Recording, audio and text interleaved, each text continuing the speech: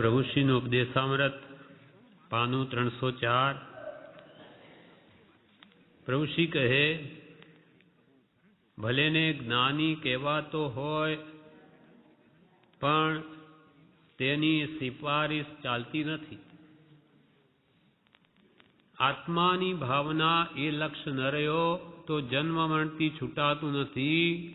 ભલેને જ્ઞાની કહેવાતો હોય પણ તેની સિફારિશ ત્યાં ચાલતી નથી।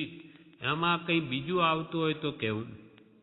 પ્રભુશ્રી કહે, આત્માની ભાવના ભાવવી અને દરેક સાધન કરતાં પણ જન્મ મરણથી છૂટવું છે એવો જો લક્ષ્ય ન રહ્યો તો ભલેને મોટો જ્ઞાની કહેવાતો હોય ત્યાં કંઈ સિફારિશ ચાલે નહીં, કર્મના સિદ્ધાંત આગળ કોઈનું ચાલે નહીં। આમાં કંઈ બીજું આવતું હોય તો કહેવું।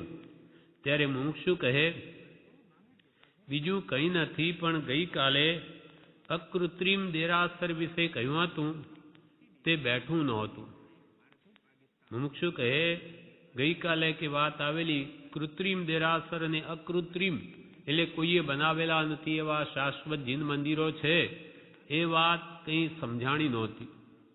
ત્યારે પ્રભુશ્રી કહે, કેટલાક દેરાસર બનાવેલા તે તો કૃત્રિમ કહેવાય, અને જેમ મેરુ પર્વત છે તેના રૂપ રસ સ્પર્શ આદિમાં ફેરફાર થાય પણ તે શાશ્વતો કહેવાય છે, તેમ દેરાસર વિમાન વગેરેમાં પણ ગણાય। ખાડા ટેકરા પુરાતા જાય છે ને એમ વગર કરીએ પણ અકૃત્રિમ બનેલા હોય છે। આજે વાત બહુ સારી આવી ગઈ। પ્રભુશ્રી કહે, કેટલાક દેરાસર તો કૃત્રિમ કહેવાય, જે આપણે અહીંયા મંદિરો બનાવીએ છીએ એ કૃત્રિમ એટલે બનાવેલા કહેવાય, અને કેટલાક અકૃત્રિમ મંદિરો છે। દેવલોકમાં પહેલે સર્ગે 1,32,000, બીજે 1,28,000 કહ્યા, 32 લાખ પહેલા દેવલોકમાં, બીજા દેવલોકમાં 28 લાખ જીન મંદિરો કહ્યા છે તે બધા અકૃત્રિમ છે, કોઈએ બનાવેલા નથી।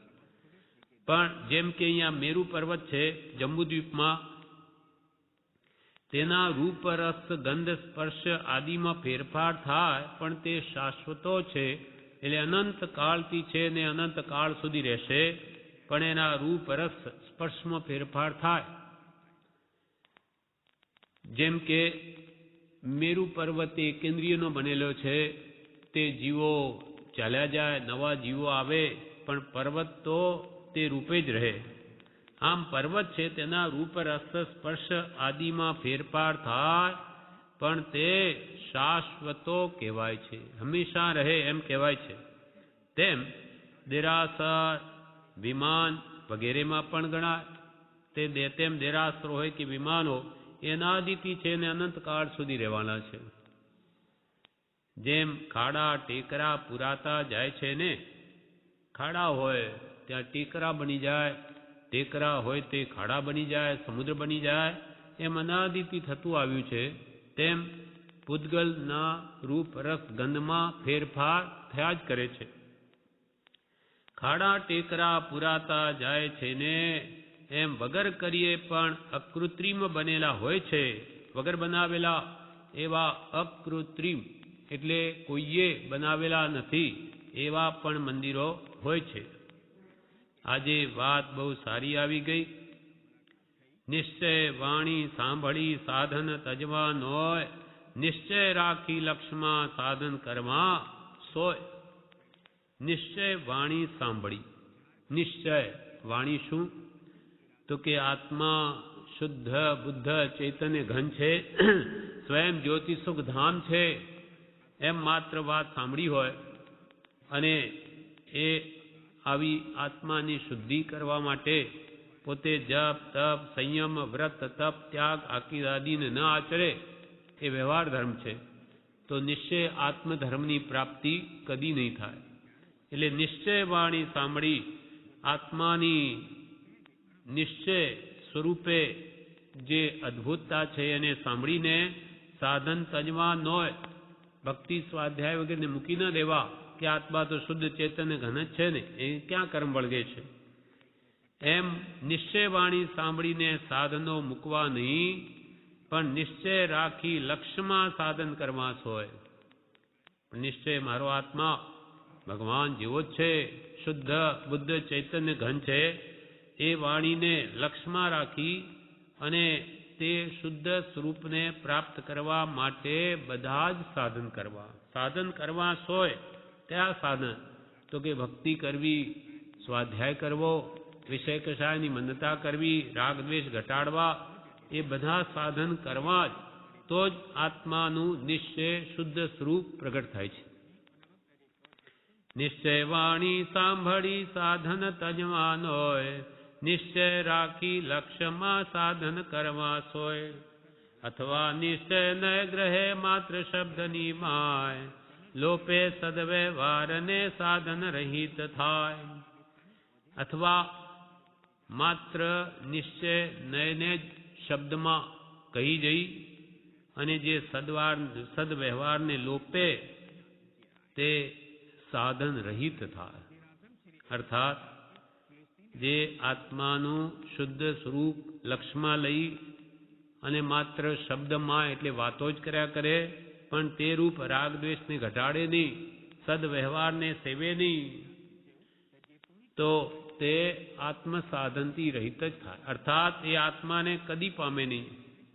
ન અથવા નિશ્ચય ન ગ્રહે માત્ર શબ્દની માય, લોપે સદવ્યવહાર. સદવ્યવહાર એટલે આત્માને પ્રાપ્ત કરવાના બધા સાધનોને લોપે સાધન રહિત થાય. તે જીવ સાધનથી રહિત જ થાય, તે આત્મજ્ઞાન પામે નહીં. એમાં કહ્યું છે તેમ એકલા નિશ્ચય નયની વાત સાંભળી સાધન સદવ્યવહાર ન છોડવો. નિશ્ચય નયની વાત સાંભળી એકાંત ન ગ્રહવો વિચક્ષણનો માર્ગ છે. આત્માનું નિશ્ચયને પરમાર્થ સ્વરૂપ સાંભળી એ વ્યવહાર છોડવો નહીં, સત્ક્રિયાને મૂકી ન દેવી, એ વિચક્ષણનો માર્ગ છે. વિચક્ષણ પુરુષો હંમેશા આત્માની શુદ્ધ જે સ્વરૂપની પ્રગટતા છે એ નિશ્ચયને છે એને પ્રાપ્ત કરવાનો જ પુરુષાર્થ કરે છે. હવે આગળ પ્રભુ શ્રી કહે છે તારીખ 1-2-26 પ્રભુ શ્રી કહે બોધ કંઈ થયો હોય તેવો અને તેટલો ગમે તેવો ક્ષોભક્ષમ હોય તો પણ ન લખાય. નાની પુરુષો જે બોધ કરે તેવોનો તેવો અને તેટલો જ, જેટલું કહ્યું હોય તેટલું બધું કે છે ગમે તેવો ક્ષોભક્ષમ હોય તો પણ ન લખાય. બોધ કંઈ થયો હોય તેવો અને તેટલો ગમે તેવો ક્ષોભક્ષમ હોય તો પણ ન લખાય. એ સત્પુરુષના ઘરના વચનો તે અન્ય રૂપે થવાથી હેઠા થાય. એક તો જ્ઞાની પુરુષ કહે અને એ જ્ઞાની પુરુષ સાંભળીને આપણે કહીએ એમાં ઘણો ફેર પડી જાય છે. એ સત્પુરુષના ઘરના વચનો તે અન્ય રૂપે થવાથી હેઠા થાય. આપણી મતિ જે બી હોય તે પ્રમાણે એ વચનો નીકળે છે. જેવી આપણી યોગ્યતા માટે સત્પુરુષના ઘરની વાત એમના મુખે નીકળે અને એક અજ્ઞાનીના મુખે એની એ વાત નીકળે, એમાં રાત દિવસનો અંતર છે, ઘણો જ ફેર છે. કેમ કે જ્ઞાની અનુભવીને કહે, જ્યારે અજ્ઞાની તો માત્ર બોલે છે, અનુભવ નથી. એક આપણે આત્મા કહીએ ને એક જ્ઞાની કહે. જ્ઞાની તો અનુભવીને કહે છે કે આત્મા એટલે શું, અને આપણે તો આત્મા જ્ઞાનીના કહેવાથી કહીએ છીએ પણ આત્માનું સ્વરૂપ જાણ્યું નથી. એ સત્પુરુષના ઘરના વચનો તે અન્ય રૂપે થવાથી હેઠા થાય. સજ્જાય માટે પોતાનો કાળ ગાળવા માટે લખવામાં હરકત નથી, પણ તે એઠ ગણાય. સજ્જાય એટલે સ્વાધ્યાય. સ્વાધ્યાય કરવા માટે પોતાનો સમય શુભમાં ગાળવા માટે જ્ઞાની પુરુષના વચનો લખીએ તો એમાં પ્રભુ કે કંઈ હરકત નથી, છતાં પણ તે એઠ ગણાય. મૂળની હારે આવે, મૂળની હારે આવે. વીતરાગપણે બોલાયેલી વાણી રાગ રૂપે પ્રદર્શિત થાય તો દૂધ કડવી તુમડીમાં ભરીને પીવા જેવું છે. વિતરાગ ભગવંતોએ જે પોતાનું સહજ આત્મ સ્વરૂપ અનુભવીને વિતરાગપણે જે વાણી કહી તે અજ્ઞાની કહે તે મૂળની હારે કેવી રીતે આવે? દ્રષ્ટાંતિ કે છે, જેમ દૂધ તો શ્રેષ્ઠ છે, પણ એ કડવી તુંબડીમાં ભરીને પીવે તો મરી જાય.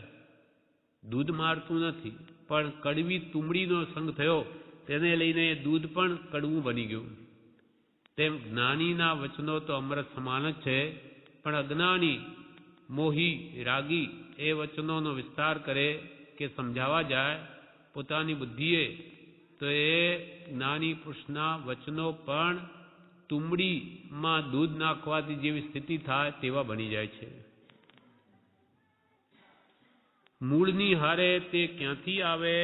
વીતરાગ પણે બોલાયેલી વાણી રાગ રૂપે પ્રદર્શિત થાય. વીતરાગપણે જે વાણી કહી તેને રાગી જીવો જો રાગ રૂપે પ્રદર્શિત કરે તો દૂધ કડવી તુંબડીમાં ભરીને પીવા જેવું છે. તો દૂધ કડવી તુંબડીમાં ભરીને પીવા જેવું છે. તારીખ 2/2/26 વિનય એ મોક્ષમાર્ગ છે. તેનું નામ કૃતિકર્મ છે. મૂળાચારમાં તે વિશેના વાંચન પ્રસંગે દ્રષ્ટાંત. વિનય એ વશીકરણ મંત્ર છે. ધર્મમાં વિનયનું ઘણું જ મહાત્મ્ય છે. ધર્મમાં પ્રવેશતા જ પહેલા વિનય ગુણ જોઈએ. પહેલા સત્પુરુષોનો કે જ્ઞાની ગુરુનો આપણે વિનય કરીએ છીએ. ભગવાનનો વિનય કરીને જ મંદિર કે આપણે સભા મંડપમાં પ્રવેશ કરીએ છીએ. કેમ કે વિનય જો ન હોય તો ગુરુનું જ્ઞાન આપણામાં ન આવે. એના ઉપર મૂલાચારમાં એ વાત આવી વિનયની, તે વાંચન પ્રસંગે પ્રભુશ્રી કહે છે, એક દ્રષ્ટાંત આવ્યું કે એક ગામમાં એક જ્ઞાની મુનિ ઘણા શિષ્યો સાથે પધાર્યા હતા. તે મુનિનો સ્વભાવ ક્રોધી હતો, તે પોતે પણ જાણતા હતા. તેથી ક્રોધનું નિમિત્ત ન બને માટે બધાથી દૂર એક ઝાડ નીચે જઈને બેઠા. ઘણા શિષ્યો સાથે જ્ઞાની ગુરુ પધાર્યા. ગુરુ જાણે છે કે મારો સ્વભાવ ઘણો ક્રોધી છે, એટલે એ બધા શિષ્યોથી દૂર એક ઝાડ નીચે જઈને બેઠા. બીજા શિષ્યો પણ પોતપોતાના આસન પસંદ કરી અને દિવસ કોઈ કાર્યમાં ગાળતા હતા. તે વખતે સાંજના હાથે મીંઢળ બાંધેલો એક યુવાન પરણીને મિત્રો સાથે મુનિના દર્શનાર્થે આવ્યો. સાંજે નવીન પરણેલો એક યુવાન પુરુષ પોતાના મિત્રો સાથે હજુ મીંઢળ પણ બાંધેલું છે અને મુનિ ભગવંતના દર્શનાર્થે આવ્યા. તેના મિત્રો મશ્કરા હતા. તેમણે એક સાધુ પાસે જઈને કહ્યું, મહારાજ આને સાધુ કરો. જે હમણો નવીન પરણેલો છે એના માટે એના મિત્રોએ એમ કહ્યું સાધુને કે એને સાધુ બનાવી દો.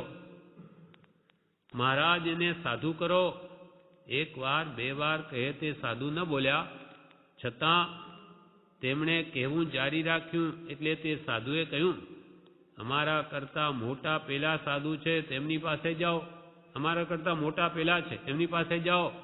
બીજા સાધુ પાસે જઈ તેમણે જણાવ્યું તો તેમણે પણ વળી બીજાને બતાવ્યા. એમ કરતા છેવટે તેઓ મોટા મુનિરાજ ગુરુની પાસે ગયા. એમ એકબીજાને બતાવતા ઠેઠ ગુરુ મહારાજ પાસે પહોંચી ગયા અને દર્શન કરી તેમણે પેલી વાત વારંવાર કહ્યા કરી કે એને સાધુ કરો. ગુરુ થોડી વાર તો સાંખી રહ્યા, પણ ફરી ખૂબ આગ્રહ કરવાથી તે ક્રોધે ભરાયા. એટલે તેમણે પેલા નવીન પરણેલાને પકડી વાળ ઉપાડી નાખીને મુનિ બનાવી દીધો. તે સમજી ગયો અને મહારાજે મોટી કૃપા કરી એમ ગણી કાંઈ બોલ્યો નહીં. શિષ્ય કેવો નવીન પરણેલો છે, ગુરુએ મૂંડી લીધો તો પણ કે છે મનમાં એને કોઈ દુઃખ નથી કે મારા ગુરુ મહારાજે મારા પર મોટી કૃપા કરી, એમ કરીને કંઈ બોલ્યો નહીં. પણ બીજા તો તેના મા બાપને કહેવા ઘરે દોડી ગયા કે હવે હમણાં શું થશે, એને તો મૂંડી લીધો. પણ તે નવીન પરણેલા એ જે મુનિ બની ગયો છે એણે ગુરુજીને કહ્યું કે હવે જો આપણે અહીં રહીશું તો આપણે પરીક્ષા પડશે, હમણાં બીજા આવશે અને આપને ગુરુજી આપને તકલીફ પડશે. માટે અત્યારે અહીંથી આપણે વિહાર કરવો ઠીક છે. રાત ત્યારે ગુરુ મહારાજે કહ્યું હવે તો રાત પડી જશે અને અત્યારે આપણે ક્યાં જઈશું? ત્યારે શિષ્ય કહે આપનાથી વૃદ્ધાવસ્થાને લઈને ન ચલાય તો આપને ખભે બેસાડી લઈશ, પણ અહીંયાથી આપણે ચાલો, નહીં તો હમણાં કંઈ ઉપદ્રવ થશે. આમ નક્કી થવાથી બધા પર્વત તરફ ચાલી નીકળ્યા. ગુરુની આંખે ઊંચું દેખાતું હતું, સૂઝતું નહોતું, એટલે કહ્યું કે ભાઈ હવે મને દેખાતું નથી. એટલે તેણે તેમને ખભે ઉપાડી લીધા.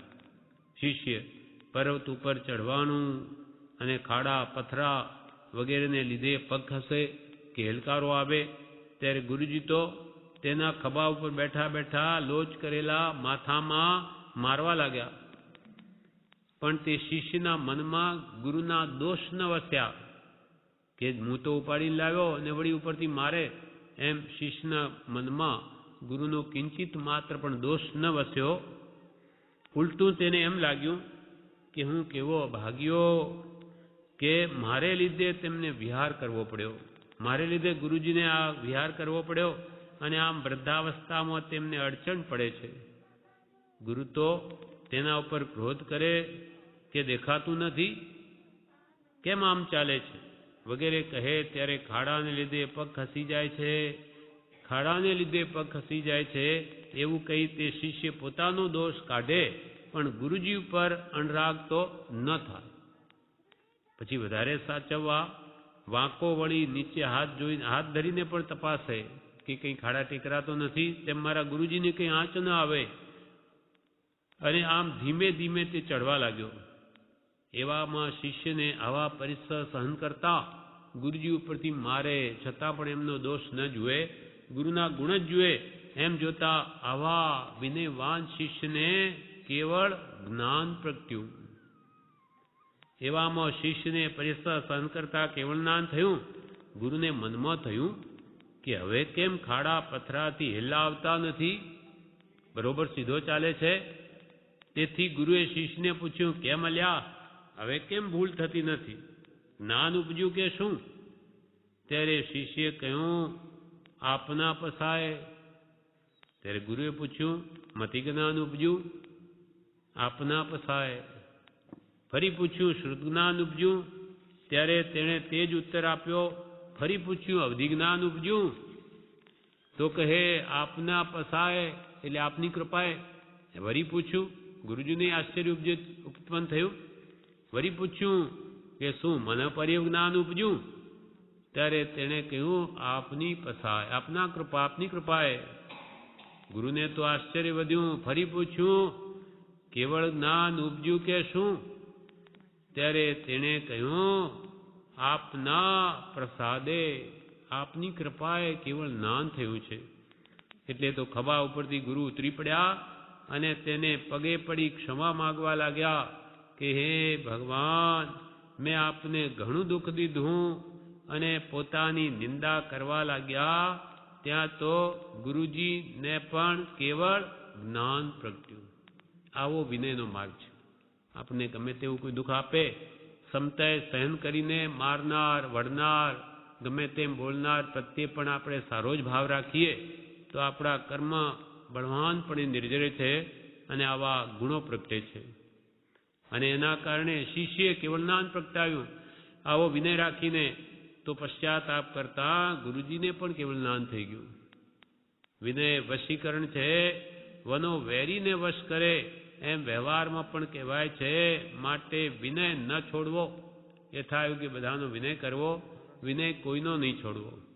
વડીલ હોય તો તેનો તે પ્રમાણમાં, ગુરુજી હોય તેનો તે પ્રમાણમાં. આમ દેવ ગુરુ ધર્મ વ્યવહારમાં પણ વડીલોનો વિનય વગેરે કદી ન મૂકવો. વિનય એ વશીકરણ છે, વનો વેરીને વશ કરે એમ વ્યવહારમાં પણ કહેવાય છે. વિનય ન છોડવો. પ્રવશિક તારીખ 3/2/26. પ્રવશી કહે બધા હોય ત્યારે ઉપમિતિ ભાવ પ્રપંચ થોડું વાંચવું. આ ગ્રંથ છે ઉપમિતિ ભાવ પ્રપંચ નામનો, તો બધા ભેગા થાવ ત્યારે વાંચજો. વાંચેલો વિષય હોય તે પણ ફરી લેવો. જે વિષય વંચાઈ ગયો હોય તે ફરી લેવો તો વધારે દ્રઢતા થાય. વાંચેલો વિષય હોય તે પણ ફરી લેવો સ્યાદ વાત છે. સ્યાદ વાત છે. નમસ્કાર સૂતા સૂતા પણ થાય તેમ પરિણામ ભાવ ઉપર વાત છે. બીમાર હોઈએ, બેસી ન શકીએ તો સૂતા સૂતા પણ ભક્તિ થાય, નમસ્કાર થાય, પણ ક્યારે શરીરમાં શક્તિ ન હોય તો. પણ બધું જ બરાબર હોય અને સૂઈ જઈએ કે સૂતા એ ભક્તિ થાય એમ કહેવાનો આશય નથી. પણ જો શક્તિ હોય તો બેઠા કરવું, ન જ હોય તો સૂતા સૂતા પણ થાય એમ સ્યાદવાદ છે. ભાવ ઉપર વાત છે. પરિણામ ભાવ ઉપર વાત છે. મુમુક્ષુ કહે મુનિ મોહનલાલજીને વારંવાર ઉથલાવીને. એક મુમુક્ષુએ કહ્યું મોહનલાલજીને, હૃદય કમલમાં ભાવ મનની ઉત્પત્તિનું વિવેચન વાંચનમાં આવ્યું, પણ વિચાર તો મગજમાં કરતા હોઈએ તેમ લાગે છે અને પુસ્તકજીમાં હૃદયમાં કહે છે, તે કેમ હશે? મુનિ મોહનલાલજીને વારંવાર મુમુક્ષુએ પૂછ્યું કે જે ભાવ છે એ હૃદય કમલમાં ભાવ મનની ઉત્પત્તિનું વિવેચન વાંચનમાં આવ્યું. વિવેચનમાં એમ આવ્યું કે ભાવ છે તે મનમાંથી ઉત્પન્ન થાય અને વિચાર તો મગજમાં કરતા હોઈએ તેમ લાગે છે. અને વિચાર તો કે મગજ કરતું એમ લાગે, અને અહીંયા એમ આવ્યું કે ભાવ તો મનથી ઉત્પન્ન થાય અને પુસ્તકજીમાં હૃદયમાંથી ભાવ ઉત્પન્ન થાય એમ કહ્યું. એ કેમ હશે? વારંવાર મુનિ મોહનલાલજીને મોક્ષ પૂછવા લાગ્યા. ત્યારે પ્રભુશ્રી કહે, આ બધા પર્યાય અહંકારના છે પ્રભુ. એ શબ્દો બધા કશાયના પર્યાય છે ને, તે છોડવાના છે ને, એમાં કાંઈ બોલવા જેવું નથી. પૂછો બડા ચચાને કે બડી ચચીને એમ વાત છે, તેમ અમને પૂછો છો અને અમે કહીએ તે માન્ય કરો. તેના કરતાં જ્ઞાનીનું કહેલું માન્ય કરવું. કે વારંવાર મુનિ મોહનલાલજીને એ વાત પૂછે એટલે પ્રભુ કે આ બધા અહંકારના પર્યાય છે પ્રભુ. એ શબ્દો બધા કશાયના પર્યાય છે ને. કશાય કરોમાં શાંતિથી વાતને પૂછો જાણવા માટે, એમ કશાયથી પૂછોમાં એ તો છોડવાના છે ને, એમાં કાંઈ બોલવા જેવું નથી. પૂછો બડા ચચાને કે ચચાને પૂછીએ ત્યારે કે ચચીને કાકીને પૂછો, એવી આ વાત છે. એમ અમને પૂછો ત્યારે અમે કહીએ તે માન્ય કરો. તેના કરતાં જ્ઞાનીનું કહેલું માનો. જ્ઞાની પુરુષે શું કહ્યું એ માનો. હું જોઉં છું કે કેટલીક બાબતોમાં મારા કરતો તમારો ક્ષોભસમ સારો છે. જે મુમુક્ષુ વારંવારે પૂછે છે તેમાં પ્રભુશ્રીએ પહેલાં તો કહી દીધું કે આમ કોઈને ઉતારી પાડવા એ બધા અહંકારના પર્યાય છે. અહંકાર કરવો નહીં. અને મારા કરતાં પ્રભુશ્રી કે તમારો ક્ષોભસમ સારો છે. ક્ષોભસમ હોય તેટલું બોલાય. આ કાને હવે નથી સંભળાતું તેટલો ક્ષોભસમ ઓછો ને. એટલું ક્ષોભસમ હોય તેટલું કહેવાય. અમારે પણ આ કાને નથી સંભળાતું તો ક્ષોભસમ એટલો ઓછો ને. હમણાં સમજાય છે એટલું કહી દઈએ તો હાશ ઠીક કહ્યું એમ ટાઢું હિમ જેવું લાગે. હમણાં સમજાય છે એટલું કહી દઈએ તો હાશ ઠીક કહ્યું એમ ટાઢું હિમ જેવું લાગે. પણ કેટલીક વાતો બોલવા જેવી નથી, ડહાપણ કરવા જેવું નથી. અમે કહીએ કે હા તમે તો બહુ સારું કહ્યું તો એ સામાજીવને ઠીક લાગે, પણ આમ કોઈને ચઢાવવા જેવા નથી. કેટલીક વાતો બોલવા જેવી નથી, ડહાપણ કરવા જેવું નથી. સાંજે મૂલાચારમાં નહોતું આવ્યું કે વ્યાખ્યાન આદિથી આકુળ થયેલા ચિત્તવાળાને નમસ્કાર કરવા નહીં. સાંજે કે મૂલાચાર ગ્રંથમાં આવેલું નહીં કે વ્યાખ્યાન આદિ કરતા હોય અને આકુળતા ભરેલા હોય તો એવા ચિત્તવાળા વ્યક્તિને નમસ્કાર કરવા નહીં. મૂલાચારમાં નહોતું આવ્યું કે વ્યાખ્યાન આદિથી આકુળ થયેલા ચિત્તવાળાને નમસ્કાર કરવા નહીં. વીત રાગ વાણી તેની ખૂબી તો ઓર છે. વીત રાગ વાણી તેની ખૂબી તો ઓર છે. ડહાપણ કરવા જેવું નથી. ડહાપણ કરવા જેવું નથી. જ્ઞાનીનું કહેલું માન્ય રાખવું અને ક્ષોભક્ષમ હોય તેમ સમજવું, પણ હું સમજું છું તેમ જ છે એમ કોઈએ માની બેસવા યોગ્ય નથી. પણ હું સમજું છું તેમ જ છે એમ કોઈએ માની બેસવા યોગ્ય નથી. કોઈને વધારે ક્ષોભક્ષમ હોય. અમૃત તારીખ 4/2/26 મૂલાચારમાંથી પ્રતિક્રમણ અધિકાર વંચાતા.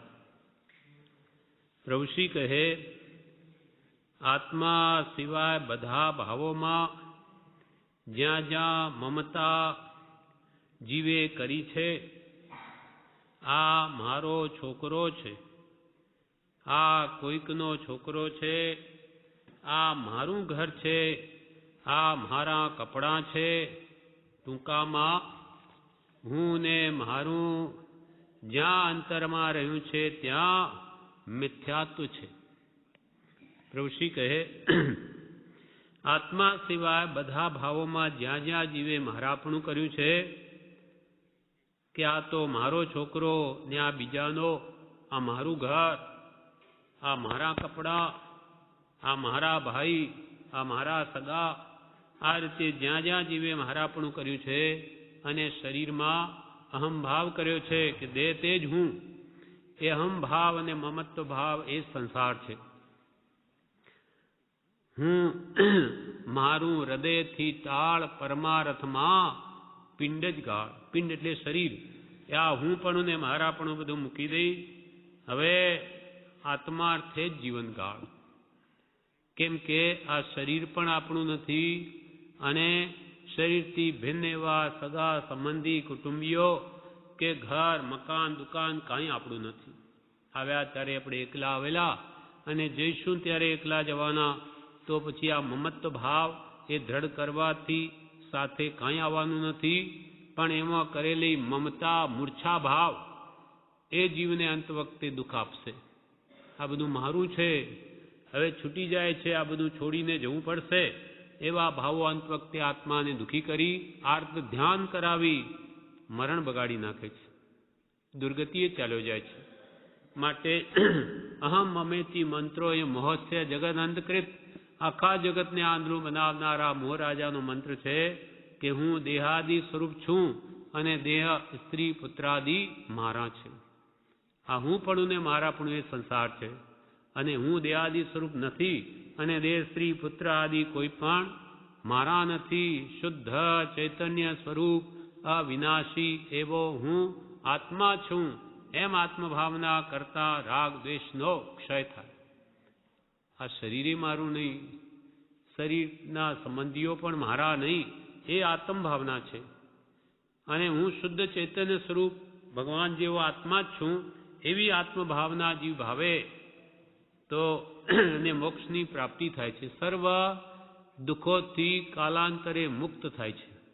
માટે આ આત્મભાવના ભાવા કહ્યું. એટલે અહીંયા કે છે આ મારો છોકરો, આ કોઈકનો છોકરો, આ મારું ઘર, આ મારા કપડાં, આમ ટૂંકામાં હું ને મારું જ્યાં અંતરમાં રહ્યું છે ત્યાં મિથ્યાત્વ છે.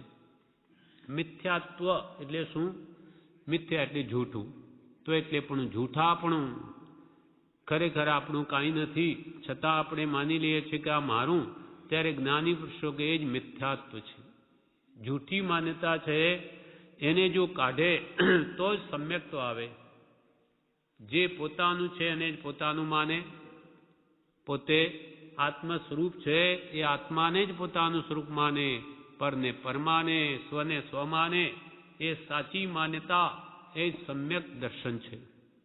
હું દેહથી ભિન્ન એવો આત્મા છું, શરીર મારું નથી, એ આત્મભાવના એ સત્ય ભાવના છે. અને હું દેહ તે હું આત્માને પોતાનો ગણે નહીં, એ જ મિથ્યાત્વ છે. ત્યાં મિથ્યાત્વ છે અસંયમ, તે અવિરતિ કે વ્રત નહીં, વૃત્તિ રોકાણી નથી તે છે. અસંયમની વ્યાખ્યા કરે છે. અસંયમ, સંયમ એ વૃત્તિ છે, અસંયમ એટલે અવિરતિ છે, ત્યાગનો અભાવ. રાગદ્વેષનો પરિણતિ એ અસંયમ છે. વ્રત જ્યાં નથી તે અસંયમ છે. પણ ખરેખર સંયમ કોને કયો? વૃત્તિ રોકાય તે સંયમ. અસંયમ શા માટે કહેવાયો? તો કે અનાદિથી જીવની વૃત્તિઓ રોકાઈ નથી. પાંચ ઇન્દ્રિયના વિષયોમાં જ વૃત્તિ જાય છે. કાં કશાય ભાવોને જ જીવ પોષે છે. માટે પ્રભુશ્રી કે વૃત્તિ રોકાણી નથી, એ જ અસંયમ. કૃપાલદેવ કહ્યું છે, પ્રભુશ્રીને કહ્યું, મુનિ વૃત્તિઓને રોકજો. અનાદિની વૃત્તિઓ વિષયોની પોતપોતાના વિષયોમાં જાય છે. આંખો જોવાય છે, કાન સાંભળવાય છે, મોઢું સ્વાદિત છે, નાક છે તે સુગંધિત છે, શરીર કોમળ સ્પર્શિત છે. એ પાંચેય ઇન્દ્રિયો પોતપોતાની વૃત્તિઓ તરફ ખેંચાય છે. એ વૃત્તિઓ તરફ જતી ઈચ્છાઓને રોકવી એનું નામ જ સંયમ છે. ઇન્દ્રિય સંયમ. પાંચ ઇન્દ્રિયના વિષયોને જીતવા ઇન્દ્રિય સંયમ.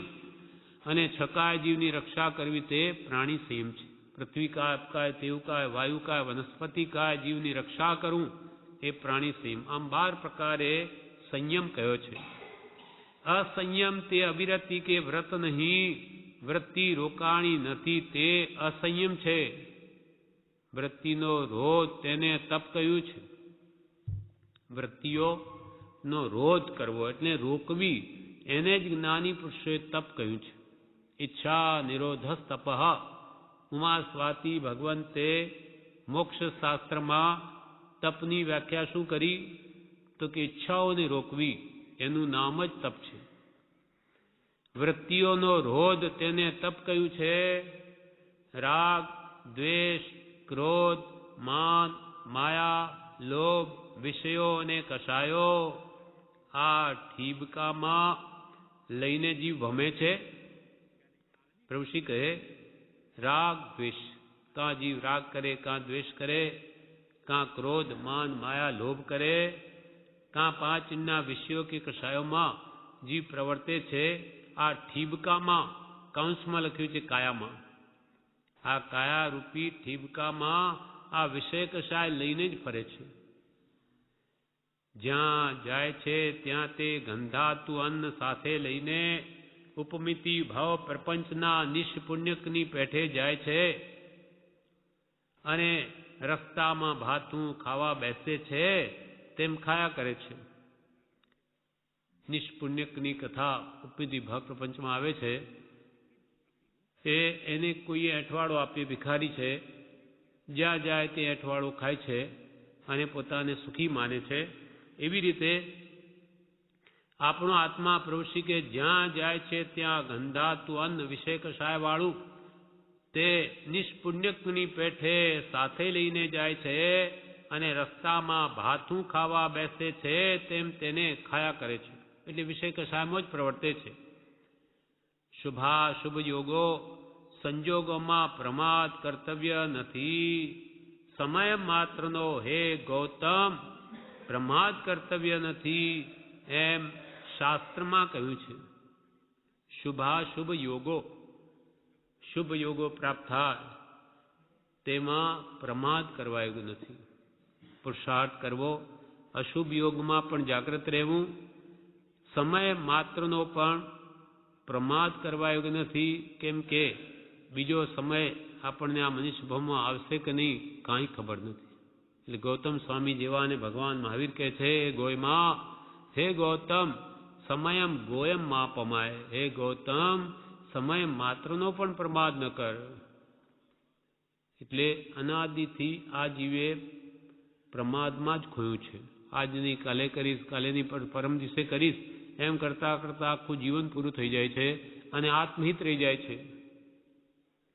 સમય માત્રનો હે ગૌતમ પ્રમાદ કર્તવ્ય નથી એમ શાસ્ત્રમાં કહ્યું છે. લીધો કે લેશે એમ થઈ રહ્યું છે. લીધો કે લેશે એમ થઈ રહ્યું છે. ઠીબકું ફૂટી જશે પછી આત્માનું કંઈ કામનું છે? ઠીબકું એટલે આ શરીર જ્યારે છૂટી જશે પછી કંઈ આત્માનું હિત થવાનું છે? ઠીબકું ફૂટી જશે પછી આત્માનું કંઈ કામનું છે? જેટલો કાળ સારા નિમિત્તમાં ગયો તેટલો ખપનો છે. જેટલો સમય સારા નિમિત્તમાં ભક્તિ, સ્વાધ્યાય, સત્સંગમાં, સ્મરણમાં જાય તે સમય કામનો છે. બાકી બધો વૃથા જાય છે. જીવન વૃથા જાય છે. જીવન નકામું જ નથી જતું, પણ એની સાથે એવા ભાવો, રાગ, દ્વેષ, કશાયનો કરીને જીવ નવા કર્મ બાંધી લે કે કેટલાય ભાવ વધારી દે છે. અને એ જ સમય મનુષ્ય ભાવનો જો આત્મહિત માટે ગાળીએ તો અનેક ભાવનું સાટું વળી રહે એવો જોગ છે. કેમ કે મનુષ્ય ભાવ અત્યંત દુર્લભ છે ને આવી સામગ્રી તો અતિ દુર્લભ તે આપણને પ્રાપ્ત છે, તો એનો આપણે લાભ જરૂર લઈ લેવો જોઈએ. અવસર બેર નહીં આવે, જું જાણે તું કર લે ભલાઈ, જન્મ જન્મ સુખ પાવે, અવસર બેર નહીં આવે. વાર આવી જોગવાઈ નથી મળતી. ઘણા પુણ્યના પુંજ ભેગા થાય ત્યારે માનવ દેહ વગેરે આ બધી સામગ્રી મળે છે. માટે એનો આપણે અચૂક લાભ લઈ લેવો જોઈએ. આવો અવસર હાથમાંથી જવા દેવો નહીં જોઈએ. આપણા આત્માની આપણને દયા નથી, પણ આપણા આત્માની દયા જ્ઞાનીઓને છે કે અરે ભવ્યો, તમે આવો અમૂલ્ય સમય વ્યર્થ ખોઈ દો છો. વાર નહીં આવે એવો અવસર. એટલે શિવજીજી મહારાજ તો લખે છે, અવસર પામી આળસ કરશે તે મૂરખમાં પહેલો જી. અવસર પામી આળસ કરશે તે મૂરખમાં પહેલો જી. ભૂખ્યા ને જેમાં ઘેબર દેતા હાથ ન માંડે ઘેલો જી. ભૂખ્યા ને જેમાં ઘેબર દેતા હાથ ન માંડે ઘેલો જી. અવસર પામીને જે આળસ કરશે તે જ્ઞાની પુરુષો કે મૂર્ખ શિરોમણી છે. મૂર્ખોમાં શિરોમણી, મૂર્ખનો સરદાર છે. કેમ કે આવી જોગવાઈ મળે નહીં, અને મળી હોય તો એનો લાભ ન લે તો એના જેવો મૂર્ખ કોણ? પછી દ્રષ્ટાંતિ કહ્યું કે ભૂખ્યો માણસ હોય તેને કોઈ લુખો રોટલો પણ આપે નહીં, એ મુશ્કેલી મળે તો એને કોઈ શેઠ દયા લાવીને ઘેબર આપે તો એ ના પાડે, તો એના જેવો મૂર્ખ કોણ? કે ભાઈ તને ખાવાનું કોઈ નથી મળતું અને આ તને દયાળુ શેઠ ઘેબર આપે, મિષ્ટાન આપે, તોય તું ના પાડે. તેમ આવી ઉત્તમ સામગ્રી, મનુષ્ય ભાવ, સત્પુરુષનો યોગ, ભગવાન મહાવીરનો મૂળ માર્ગ આપણને હાથમાં આવ્યો અને બધી જોગવાઈ આજીવિકાની, સત્સંગની બધી મળી, અને હવે એનો ઉપયોગ જો આપણે ન કરીએ તો આપણા જેવો મૂર્ખ કોણ? એટલે અહીંયા પ્રભુશ્રી કહે છે, સમય માત્રનો પણ હે ગૌતમ પ્રમાદ કર્તવ્ય નથી, એમ શાસ્ત્રમાં કહ્યું છે. લીધો કે લેશે એમ થઈ રહ્યું છે. આ શરીર તો છૂટી જશે, પછી આમાંનું કંઈ કામનું છે? જેટલો કાળ સારા નિમિત્તમાં ગયો તેટલો ખપનો છે. સારા નિમિત્તોમાં સારા ભાવ થાય છે, કેમ કે આપણો આત્મા નિમિત્તને આધીન છે. સારા નિમિત્તે સત્સંગમાં અહીંયા બેઠા હોય તો સારી ભાવના થાય, અને આનો આ વ્યવહાર કે વેપારમાં હોય તો એ ભાવના થાય. કમાવાની કે મોટાઈ મેળવવાની કે બંગલા બાંધવાની એવી ભાવનાઓથી જીવ કર્મ બાંધે છે. માટે જ્ઞાનીઓ કહે છે, સત્સંગમાં નિવાસ કરવો તો સહેજે જીવની ભાવના સારી થશે. જેટલો કાળ સારા નિમિત્તમાં ગયો તેટલો ખપનો છે. એક મુમુક્ષુ કહે, ઉપમિતિ ભવ પ્રપંચમાં નિષ્પુણ્યકને કર્મ વિવર દ્વારપાલ સુસ્થિત મહારાજાના દરવાજામાં પ્રવેશ કરવા દે છે, તેનો શું અર્થ? ઉપમિતિ ભવ પ્રપંચ નામની કથા છે, એના અનેક ભાગ છે. તેમાં નિષ્પુણ્યક એટલે જેનું પુણ્ય હણાયેલું છે એવો ગરીબ, તેને કર્મ વિવર નામનો દ્વારપાલ સુસ્થિત નામના મહારાજા પાસે જવા માટે એને રજા આપે છે. તો કે એક નિષ્પુણ્યક એવો ગરીબ, તેને રાજ દરબારમાં રાજા પાસે જવાની કેવી રીતે રજા મળી ગઈ? એનો શું અર્થ? એમ કે ઉપમિતિ ભાવ પ્રપંચમાં કહ્યું છે તેમ ઉપમિતિ ભાવ પ્રપંચમાં નિષ્પુણ્યકને કર્મ વિવર નામના દ્વારપાલ તે સુસ્થિત નામના મહારાજાના દરવાજામાં પ્રવેશ કરવા દે છે, તેનો શું અર્થ? ત્યારે બીજો મુમુક્ષુ કહે, કર્મ વિવર એટલે કર્મનો વિચ્છેદ થતા અંતરાત્મામાં પ્રવેશ થાય છે, કર્મ માર્ગ આપે ત્યારે જ અંતરાત્મા દ્રષ્ટિ ખુલે છે. મોહ નિંદ જબ ઉપશમે તબ કછુ બને ઉપાય, કર્મ ચોર આવત રૂકે. મોહ નિદ્રામાં આપણે સૂતા છીએ અનાદિથી, એ નિદ્રા કંઈક ઉપશમે અર્થાત મિથ્યાત્વ મંદ થાય ત્યારે જ આત્મ સન્મુખ થવાય છે. મોહ નિંદ જબ ઉપશમે તબ કછુ બને ઉપાય, પછી કર્મ ચોર આવત રૂકે. તેમ કર્મ વિવર એટલે કર્મનો વિચ્છેદ થતાં અંતરાત્મામાં પ્રવેશ થાય છે. 7 પ્રકૃતિનો ઉપશમ થાય ત્યારે પહેલા જ્ઞાનાવર્ણીય, દર્શનાવર્ણીય, મોહનીય વગેરે સર્વ કર્મ પ્રકૃતિનો કાળ એક કોડા કોડીમાંથી કઈ ગુણો રહે ત્યારે કર્મ તેને માગ આપે છે. તે વખતે સુસ્થિત રાજાની તેના ઉપર દ્રષ્ટિ પડે છે. જ્યારે આપણા કર્મોની સ્થિતિ વધારેમાં વધારે 70 કોડા કોડી સાગરોપમ સુધી બંધાઈ શકે, તે ઓછી થતાં થતાં 1 કોડા કોડી સાગરોપમની અંદર જ્યારે કર્મની સ્થિતિ આવે ત્યારે જ એ સુસ્થિત મહારાજા એટલે સદગુરુ એ રાજાની ઉપમા આપી તેની દ્રષ્ટિમાં આવે છે, એની દ્રષ્ટિએ પડે છે. સર્વ કર્મ પ્રકૃતિનો કાળ, કયા કર્મ? જ્ઞાનાવરણીય, દર્શનાવરણીય, મોહનીય વગેરે, એ સર્વ કર્મ પ્રકૃતિનો કાળ એક કોડા કોડી સાગરોપમમાંથી કઈ ગુણો રહે એના અંદર રહે ત્યારે કર્મ તેને માર્ગ આપે છે. તે વખતે સુસ્થિત રાજાની તેના ઉપર દ્રષ્ટિ પડે છે, પછી તેને દર્શન થાય છે. આવી રીતે કહ્યું કે એને દ્વારપાલે કેવી રીતે સુસ્થિત નામના રાજાની પાસે જવાની રજા આપી, તો કે એને કર્મ માર્ગ આપ્યા. એ કોડાકોડી સાગરોપમની કર્મ અંદર એની સ્થિતિ આવી ગઈ એટલે સુસ્થિત નામના સદગુરુની દ્રષ્ટિએ પડે છે અને તેને દર્શન થાય છે. ધર્મબોધકરની 3 દવાઓ, ધર્મબોધકર નામનો મંત્રી છે, તેની દવાઓમાં પહેલી શલાકાંજન, બીજી તત્વ પ્રીતિકર પાણી અને ત્રીજી પરમાન્ન, તેનો પાત્ર નિષ્પુણ્યક જીવ બને છે. એટલે કર્મ માગ આપે ત્યારે સદગુરુની ઓળખાણ થાય, એની આજ્ઞા જીવ પાસ સદગુરુની ઓળખાણ થાય તે સદગુરુ એને અંજન શલાકા કરે. નાનાંજન શલાકયા ચક્ષુરુન મીલિતમ યેન તસ્મૈ શ્રી ગુરવે નમઃ. એમ અંજન આંજે આંખમાં કેની દ્રષ્ટિ ખુલી જાય, સમ્યક દ્રષ્ટિ થાય. અને પછી તત્વ પ્રીતિકર નામનું પાણી પાય, એટલે કે તત્વ જ્ઞાન સમજાવે સદગુરુ, અને પછી એને પરમ અન્ન આપે, એટલે કે આત્મજ્ઞાન આપે. એવો એ પુણ્યશાળી બને છે, એટલે એટલી યોગ્યતા આપે છે. પરમાન એટલે આત્મજ્ઞાન પ્રાપ્તિની યોગ્યતા આપે, અને પછી અધઃ પ્રવૃત્તિ કરનારી સામગ્રી મેળવી જીવ પુરુષાર્થ કરે તો સદભાગ્યે સદધર્મમાં તેનો પ્રવેશ થાય છે. અધઃ પ્રવૃત્તિકરણ એટલે યથા પ્રવૃત્તિકરણ સુધી જીવ અનંતી વાર આવ્યો છે, ત્યાંથી આગળ વધીને અપૂર્વકરણમાં આવે છે. અપૂર્વકરણ એટલે ભાવ, જે ભાવ કોઈ કાળે આવ્યા નથી એવા અપૂર્વ ભાવ આવે, અને ત્યાર પછી અનિવૃત્તિકરણમાં આવે, ત્યાંથી પાછો હટે નહીં અને નિવૃત્તિ થાય નહીં, અને એ આત્મા સમ્યક જ્ઞાન આત્મજ્ઞાનને પામી જાય છે. એમ કર્મ માર્ગ આપે તો ગુરુ અંજન આંજે, તત્વ જ્ઞાન આપે અને આત્મજ્ઞાનને યોગ્ય ભૂમિકા પ્રાપ્ત થાય એવો બોધ આપે. તેને અનુસરતા જીવ યથા પ્રવૃત્તિકરણ આદિ અપૂર્વકરણ અનિવૃત્તિકરણમાં આવી કર્મને ભેદી આગળ વધીને સમ્યક દર્શનને પામી જાય છે. આત્માનો અનુભવ થઈ જાય છે, દેહથી ભિન્ન એવા આત્માનો. અને ઘણીવાર તે દ્વાર આગળ તે આવે છે, પણ કાં તો પોતે ચૂકી જાય છે કે કાં તો કર્મ તેને પેસવાની રજા આપતું નથી.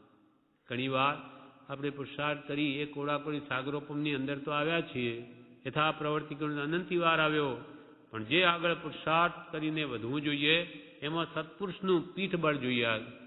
એ નહીં હોવાથી, સદગુરુનું શરણ નહીં હોવાથી આગળ વધી શકતો નથી અને પાછો પડી જાય છે, પાછું 4 ગતિમાં ભ્રમણ કરતો થઈ જાય છે. એટલે કાં તો તે દ્વાર આગળ આવે, કાં તો પોતે ચૂકી જાય છે, કે કાં તો કર્મ તેને પેસવાની રજા આપતું નથી. પ્રભુશ્રી કહે, આ વાત મુમુક્ષો વચ્ચે થઈ, પછી પ્રભુશ્રી બોલ્યા.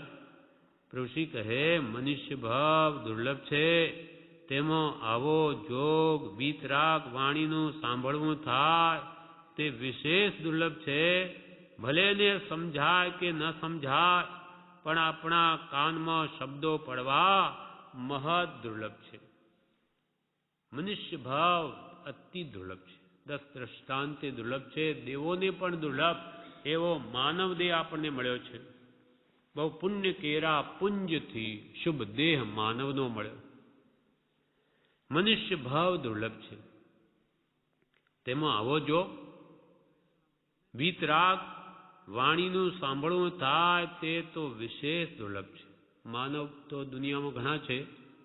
હલકી જાતના જીવો પણ માનવ છે, અનારીઓ પણ માનવ છે, અનેક જાતના લોકો છે. પણ એને ભગવાન મહાવીરનો મૂળ વિતરાગ માર્ગ ક્યાંથી આત્મા, અને તેમાં એવા પરમ કૃપાળુ દેવ જેવા સાચા સદગુરુનો જોગ ક્યાંથી? એ બધી સામગ્રી આપણે ઉપલબ્ધ છે.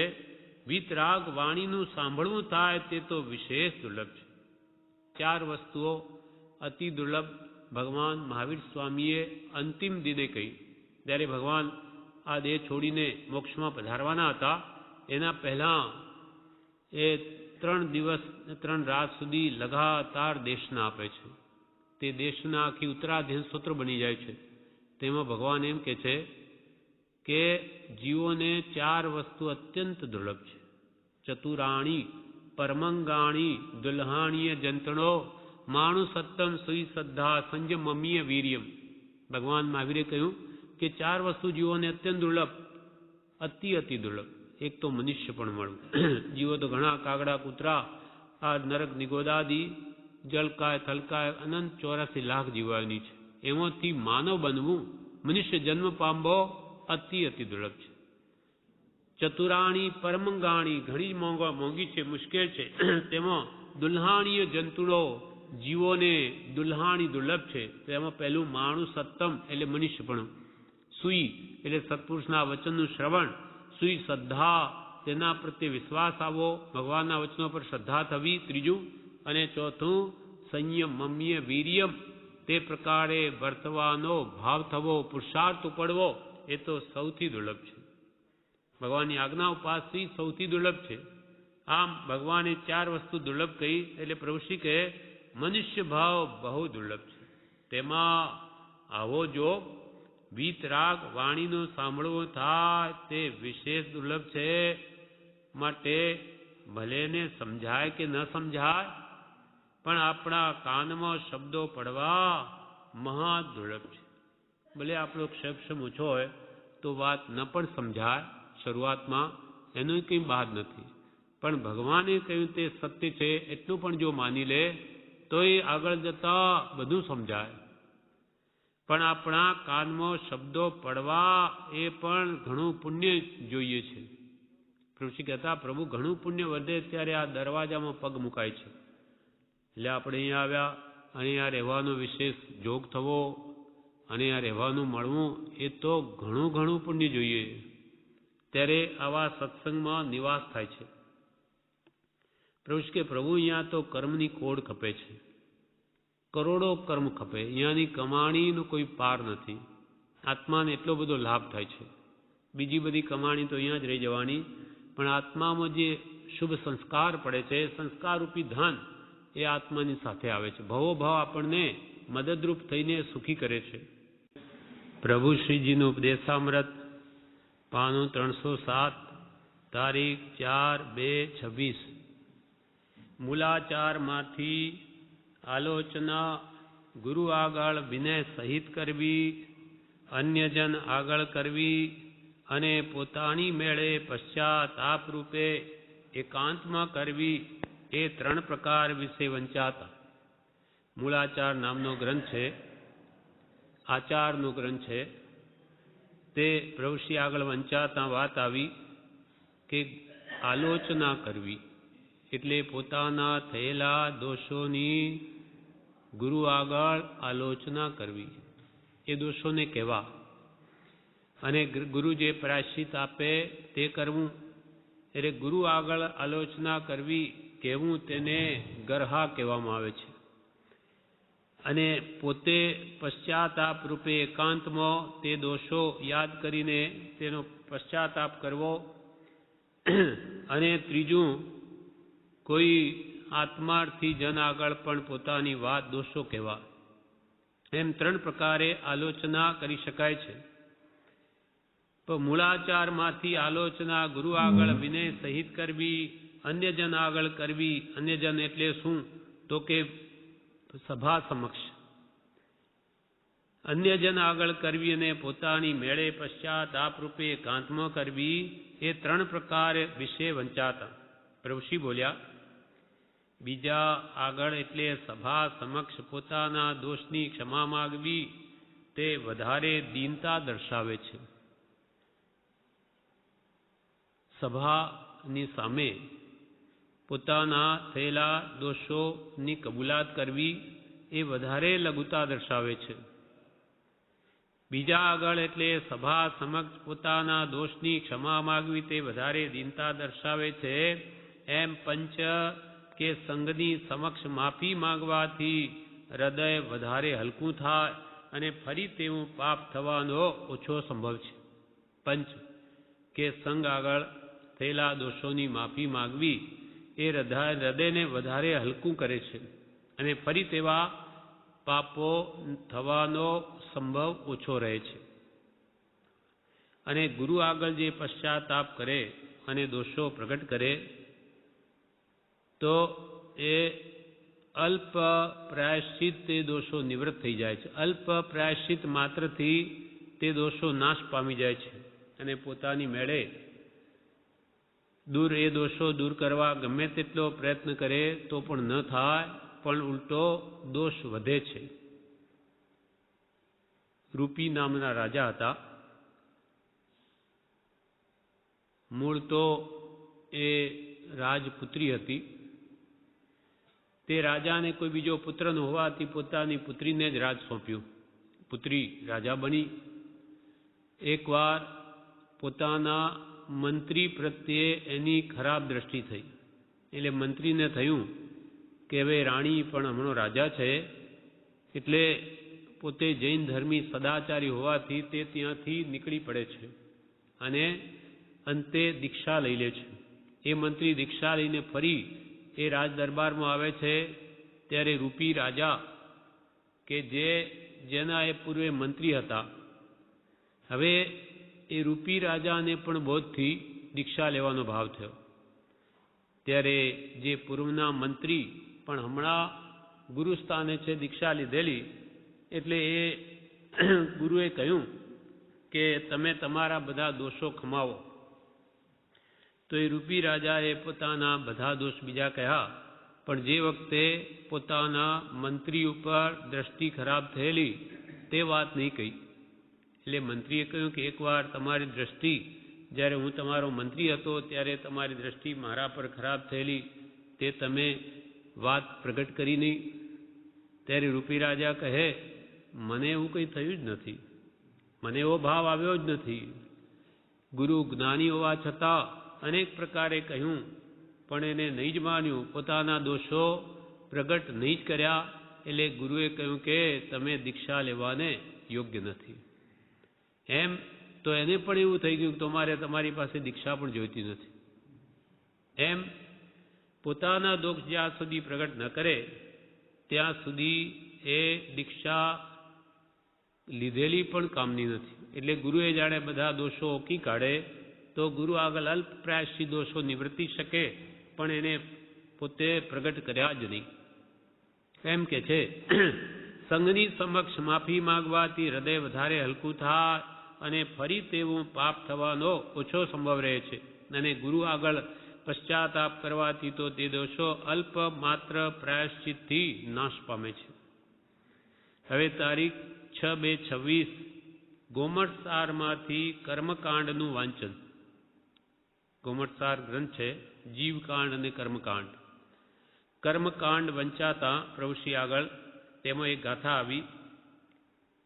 પયડી શીલ સહાવો જીવમ ગાણમ અણાઈ સંબંધો કણયો બલે મલંબા તાણત સ્થિતિમ સ્વયં સિદ્ધમ. ગાથા બીજી.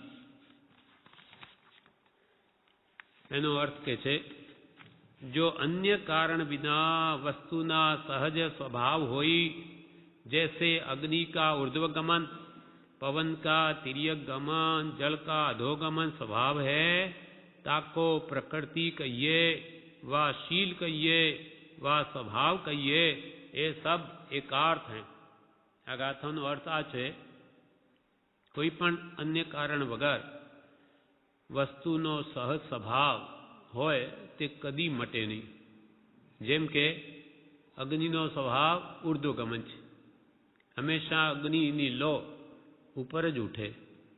અને પવનનો સ્વભાવ તિર્યક ગમન છે, પવન હંમેશા આડો ચાલે. અને જળનો સ્વભાવ અધોગમન છે, પાણી જ્યાં નાખીએ તે જ્યાં ઢાળ નીચે હોય ત્યાં જાય. અગ્નિ હોય તો ઉપર જ ઉઠે, એની દિવેટનો પ્રકાશ જે ઉપર જ ઉઠે એની લો. અને પવન છે તે આમ આડો વાય, એના સ્વભાવ છે.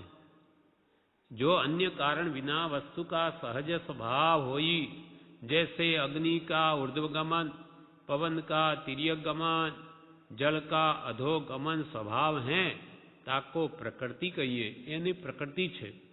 तेम आत्मानो स्वभाव ज्ञान दर्शन चारित्रमय छे, ए पण ते काळमां नहीं फरे. आत्मा कोई काळे ज्ञान मूकीने जड़ नहीं थाय, एनो दर्शन गुण पण कदी नाश नहीं थाय, અને એ પણ પોતાના આત્માના સ્વભાવને કદી મૂકે નહીં અને જડ કદી બને નહીં. એમ કેમ કે દરેકનો પોતપોતાનો સ્વભાવ છે. પ્રભુશ્રી કહે, સહજ શબ્દ સાંભળતા એણે શા કામ કર્યા છે. આમાં આવ્યું કે એ બધાનો સહજ સ્વભાવ છે. સહજ એટલે સ્વાભાવિક, એ દ્રવ્યોના એવા જ ગુણ છે. તેમ સહજ શબ્દ સાંભળીને પ્રભુશ્રી બોલ્યા. પ્રભુશ્રી કહે, સહજ શબ્દ સાંભળતા એણે શા કામ કર્યા છે. કેવો સહજાત્મ સ્વરૂપ પરમગુરુ મંત્ર યોજી કાઢ્યો છે પ્રભુ. તે વખતે તો કંઈ ખબર ઓળખાણ નહીં, પણ હવે સમજાય છે કે અહોહો કેટલો ઉપકાર કર્યો છે. કાળ વયો જ જાય છે, કંઈ થોભતો નથી. એના ઉપકારનો તો બદલો વળે તેમ નથી. ચામડી ઉતરાવી તેના જોડા સીવડાવીએ તોય બદલો વળે તેમ નથી. પ્રભુશ્રી સહજ શબ્દ સાંભળ્યો, સહજ એટલે સ્વાભાવિક, તો પ્રભુશ્રીને મંત્ર યાદ આવ્યો ને કે એણે શા કામ કર્યા છે. એટલે પરમ કૃપાળુ દેવે કેવું કામ કર્યું છે, કેવો અદ્ભુત મંત્ર પરમ સહજાત્મ સ્વરૂપ પરમ ગુરુ યોજી કાઢ્યો છે કે પ્રભુ તે વખતે તો કંઈ ખબર નહીં, પણ હવે સમજાય છે કે અહોહો તેણે કેટલો ઉપકાર કર્યો છે. એક લીટીમાં આત્માનું સહજ શુદ્ધ આત્મ સ્વરૂપ આપી દીધું. સહજ આત્મ સ્વરૂપ, સહજ એટલે શુદ્ધ આત્મ સ્વરૂપ. એ કોનું? પરમ ગુરુનું, પંચ પરમેશ્વરનું. અર્યન સિદ્ધ આચાર્ય ઉપાધ્યાય સાધુ ભગવંત એ સર્વ આત્મજ્ઞાની મહાત્માનું સહજ આત્મ સ્વરૂપ છે. તે કૃપાળુ દેવે અને એના માટે જ નવકારમાં નમો નમો નમો નમો નમો 5 વાર આવ્યું. શા માટે? કે અરિયન સિદ્ધ આચાર્ય ઉપાધ્યાય સાધુ ભગવંત બધા સહજાત્મ સ્વરૂપ છે. સહજાત્મ સ્વરૂપને પામેલા એવા આત્મજ્ઞાની પુરુષોની જ આ મંત્રમાં, નવકાર મંત્રમાં ગણના છે. એટલે એનું રહસ્ય સહજાત્મ સ્વરૂપને પામેલા એવા પરમ ગુરુ માટે નમો. તો કે મારા ગુરુએ પરમ કૃપાળુ દેવે કેવો આ મંત્ર યોજી કાઢ્યો છે. એણે શા કામ કર્યા છે, કેવો સહજાત્મ સ્વરૂપ પરમ ગુરુ મંત્ર યોજી કાઢ્યો છે પ્રભુ. તે વખતે તો કંઈ ખબર ઓળખાણ નહીં, પણ હવે સમજાય છે કે અહોહો કેટલો ઉપકાર કર્યો છે. સહજ આત્મ સ્વરૂપ ટૂંકામાં આપણને એનું ધ્યાન આપી દીધું. અહોહો એણે કેટલો ઉપકાર કર્યો છે. સંકિતદાયક ગુરુ તણો પ્રત્યુપકાર ન થાય. ભવ કોડા કોડી લગે કરતા કરોડ ઉપાય. કરોડો ઉપાયો, કરોડો ભવ સુધી કરીએ તો પણ સમ્યક દર્શન આપનાર એવા ગુરુનો ઉપકાર કોઈ રીતે વળી શકે એમ નથી. સંકિતદાયક ગુરુ તણો પ્રત્યુપકાર ન થાય. ભવકોડા કોડી લગે કરતા ક્રોડ ઉપાય. અહો એને શા કામ કર્યા છે, અહો કેટલો ઉપકાર કર્યો છે. કાળ તો ભયો જ જાય છે, કંઈ થોભતો નથી. એના ઉપકારનો તો બદલો વળે તેમ નથી. ચામડી ઉતરાવી, તેના જોડા સીવડાવીએ તોય તેનો બદલો વળે તેમ નથી. કેમ કે અનંતકાળના અનંત દુઃખમાંથી આપણને છોડાવી ભવિષ્ય જે આવનાર અનંતકાળ છે તે આપણા આત્માને અનંત સુખમાં મોકલી દે છે. એવો જે આત્માનો શુદ્ધ માર્ગ, અનંત સુખનો માર્ગ બતાવનાર એવા ગુરુનો ઉપકાર કોઈ કાળે વળે એમ નથી. મારો વાલો ઘણો ઊંડો ઉતર્યો છે. આમાં તો ભારે વાત આવે છે. ઘાતિયા અઘાતિયા છતાં 8 કર્મ એકબીજાની સાથે કેવા ક્રમમાં ગોઠવ્યા છે. મારો વાલો ઘણો ઊંડો ઉતર્યો છે. ગોમટ સારમાં કહો અથવા પરમ કૃપાળુ દેવે આ મંત્ર યોજીને ઘણું અદ્ભુત કામ કર્યું છે. આમાં તો ભારે વાત આવે છે. ઘાતિયા ગોમટ સારમાં ઘાતિયા અઘાતિયા છતાં 8 કર્મ એકબીજાની સાથે કેવા ક્રમમાં ગોઠવ્યા છે. કર્મ તો અનંત પ્રકારના છે અને તેમાંય મુખ્ય 8, તેમાં મુખ્ય મોહનીય હણાય તે કુંપાર. એટલે અનંત પ્રકારના કર્મોને ભગવાન તીર્થંકરોએ 8 કર્મ વણી લીધા. બધી પ્રકૃતિઓ 8માં આવી જ જાય, કોઈ એનાથી બહાર નહીં રહે એવી કેવળ જ્ઞાન વડે એવી યોજના કરી કે ઘાતિયા અઘાતિયા બધા કર્મો એ 8 કર્મોમાં સમાઈ જાય. અનંત પ્રકારના કર્મો છે છતાં એ 8 ભેદમાં બધા જ આવી જાય. ભારે વાત આવે છે. ઘાતિયા અઘાતિયા છતાં 8 કર્મ એકબીજાની સાથે કેવા ક્રમમાં ગોઠવ્યા છે. હવે પ્રભુ કહે છે, સંસાર સ્વપ્નવત છે, પગ મૂકતા પાપ છે, મરણનો ત્રાસ માથે છે. જો મરવું ન હોય તો ભલે આળસ કરો, પણ તે તો છોડવાનું નથી. ઘણા પુણ્યને લઈને મનુષ્ય જન્મ મળે છે, તે એળે ન જવા દેવો, ચેતવા જેવું છે. ઘડી વારમાં ફૂટી જાય એવો આ દેહ છે, તેનો ભરોસો કરવા જેવું નથી. આ સંસાર તો સપના જેવો છે. આપણને રાત્રે સપનું આવે અને જાગીએ ત્યારે કે અરે કાંઈ નથી, આ તો ખોટું મિથ્યા છે. જાણે આપણે મરી જતા હોઈએ, કોઈ મારતો હોય સપનામાં અને જાગીએ ત્યારે કે અરે આ તો ખાલી ભ્રાંતિ હતી, સપનું હતું. એટલે સપનાનું જોયેલું જે મિથ્યા ઠરે છે તેમ આ જગત પણ મિથ્યા છે. આત્મા સત, જગત મિથ્યા. એટલે જે આપણને દેખાય છે એ બધું જ નાશ પામવાનું, શાશ્વત કાંઈ જ નથી. આમાંનું પૂતગલનું રૂપ દેખાય છે, બધા નાશવંત પર્યાયો છે. એટલે સંસાર સ્વપ્નવત છે, પગ મૂકતા પાપ છે. જ્યાં જ્યાં સંસારમાં પ્રવૃત્તિ કરો ત્યાં બધી જ રાગદ્વેષની જ પ્રવૃત્તિ છે. એટલે પગ મૂકતા પાપ છે, મરણનો ત્રાસ માથે છે. આપણી માથે મરણ રહ્યું છે. પગ મૂકતા પાપ છે, માથે મરણ છે, મરણનો ત્રાસ માથે છે. જો મરવું ન હોય તો પ્રભુ શ્રીએ ભલે આલસ કરો. જો આપણને મૃત્યુ જ ન હોય તો કોઈ ભય નથી, પણ મરણ નિશ્ચિત છે, ક્યારે નક્કી નથી.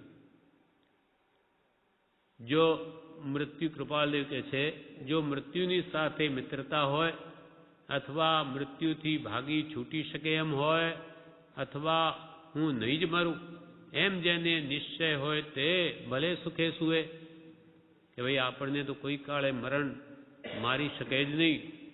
એવું જો લાગતું હોય કે મૃત્યુની સાથે મિત્રતા હોય અથવા હું તો ભાગી છૂટીને જતો રહીશ, મરણ મને શું કરવાનું હતું, તોય કંઈ વાંધો નથી.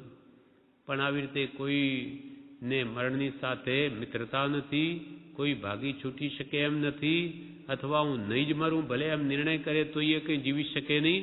એટલે મૃત્યુ નિશ્ચિત છે. માટે શીઘ્ર જ્ઞાનીઓ કે આત્મહિત કરી લે, નહીં તો ક્યારે કાળ આવશે કંઈ કહેવાય નહીં. પગ મૂકતા પ્રભુશ્રી કે પાપ છે, મરણનો ત્રાસ માથે છે, જો મરવું ન હોય તો ભલે આળસ કરો, પણ તે તો છોડવાનું નથી. મૃત્યુ અવશ્ય આવવાનું છે. ઘણા પુણ્યને લઈને મનુષ્ય જન્મ મળે છે, તે એળે ન જવા દેવો. ઘણા કાળના પુણ્યના ઢગલાના ફળમાં માનવદેહ મળ્યો, માટે પ્રભુશ્રી કે એને હવે વ્યર્થ જવા ન દેવો. ચેતવા જેવું છે, ઘડી વારમાં ફૂટી જાય એવો આ દેહ છે. કાચની શીશી હાથમાંથી પડે ફટ ફૂટી જાય, એમાં દેહ પણ જતાં વાર લાગતી નથી. ઘડી વારમાં ફૂટી જાય એવો દેહ છે, તેનો ભરોસો કરવા જેવું નથી કે આપણે તો 80 વર્ષના કે 100 વર્ષના થઈને જ મરીશું, એવું કાંઈ નિશ્ચિત નથી. આવો ભરોસો કદી કરવો નહીં. તેનો ભરોસો કરવા જેવું નથી. પાપ અને પુણ્ય સાથે આવે છે, બીજું બધું પડ્યું રહે છે. આ વસ્તુ પ્રભુશ્રી કે પૈસા ટકા કાંઈ સાથે આવે નહીં. એક ભજન ભક્તિ કરી હશે તે સાથે આવશે. એટલે પ્રભુશ્રી કહે છે કે પાપ અને પુણ્ય સાથે આવે છે. શુભ કામ અશુભ કામ જેવા કાર્યો કર્યા હશે તે પુણ્ય પાપ રૂપે સાથે આવશે. બાકી વસ્તુ મેળવેલી કાંઈ સાથે નહીં આવે, બધી અહીંયા જ પડી રહેશે. પાપ અને પુણ્ય સાથે આવે છે, બીજું બધું પડ્યું રહે છે. એ આપણે નજરે જોઈએ છીએ. આપણા બાપ દાદાઓ સગાવાલાઓ બધા ગયા, જે કંઈ એમની પાસે હતું બધું અહીંયા મૂકીને જ ગયા. એટલે પ્રભુ કે આપણે નજરે જોઈએ છીએ કે કોઈ પણ વસ્તુ કોઈની સાથે જતી નથી. ત્યાગ અને વૈરાગ્યની જરૂર છે. ત્યાગ અને વૈરાગ્યની જરૂર છે. કમાવા માટે કે ધંધા આબરૂ માટે આટલું બધું કરીએ તો આ જીવને અનાદિકાળથી પરિભ્રમણ થતું આવ્યું છે, તે ટાળવા માટે કાળજી નહીં રાખવી.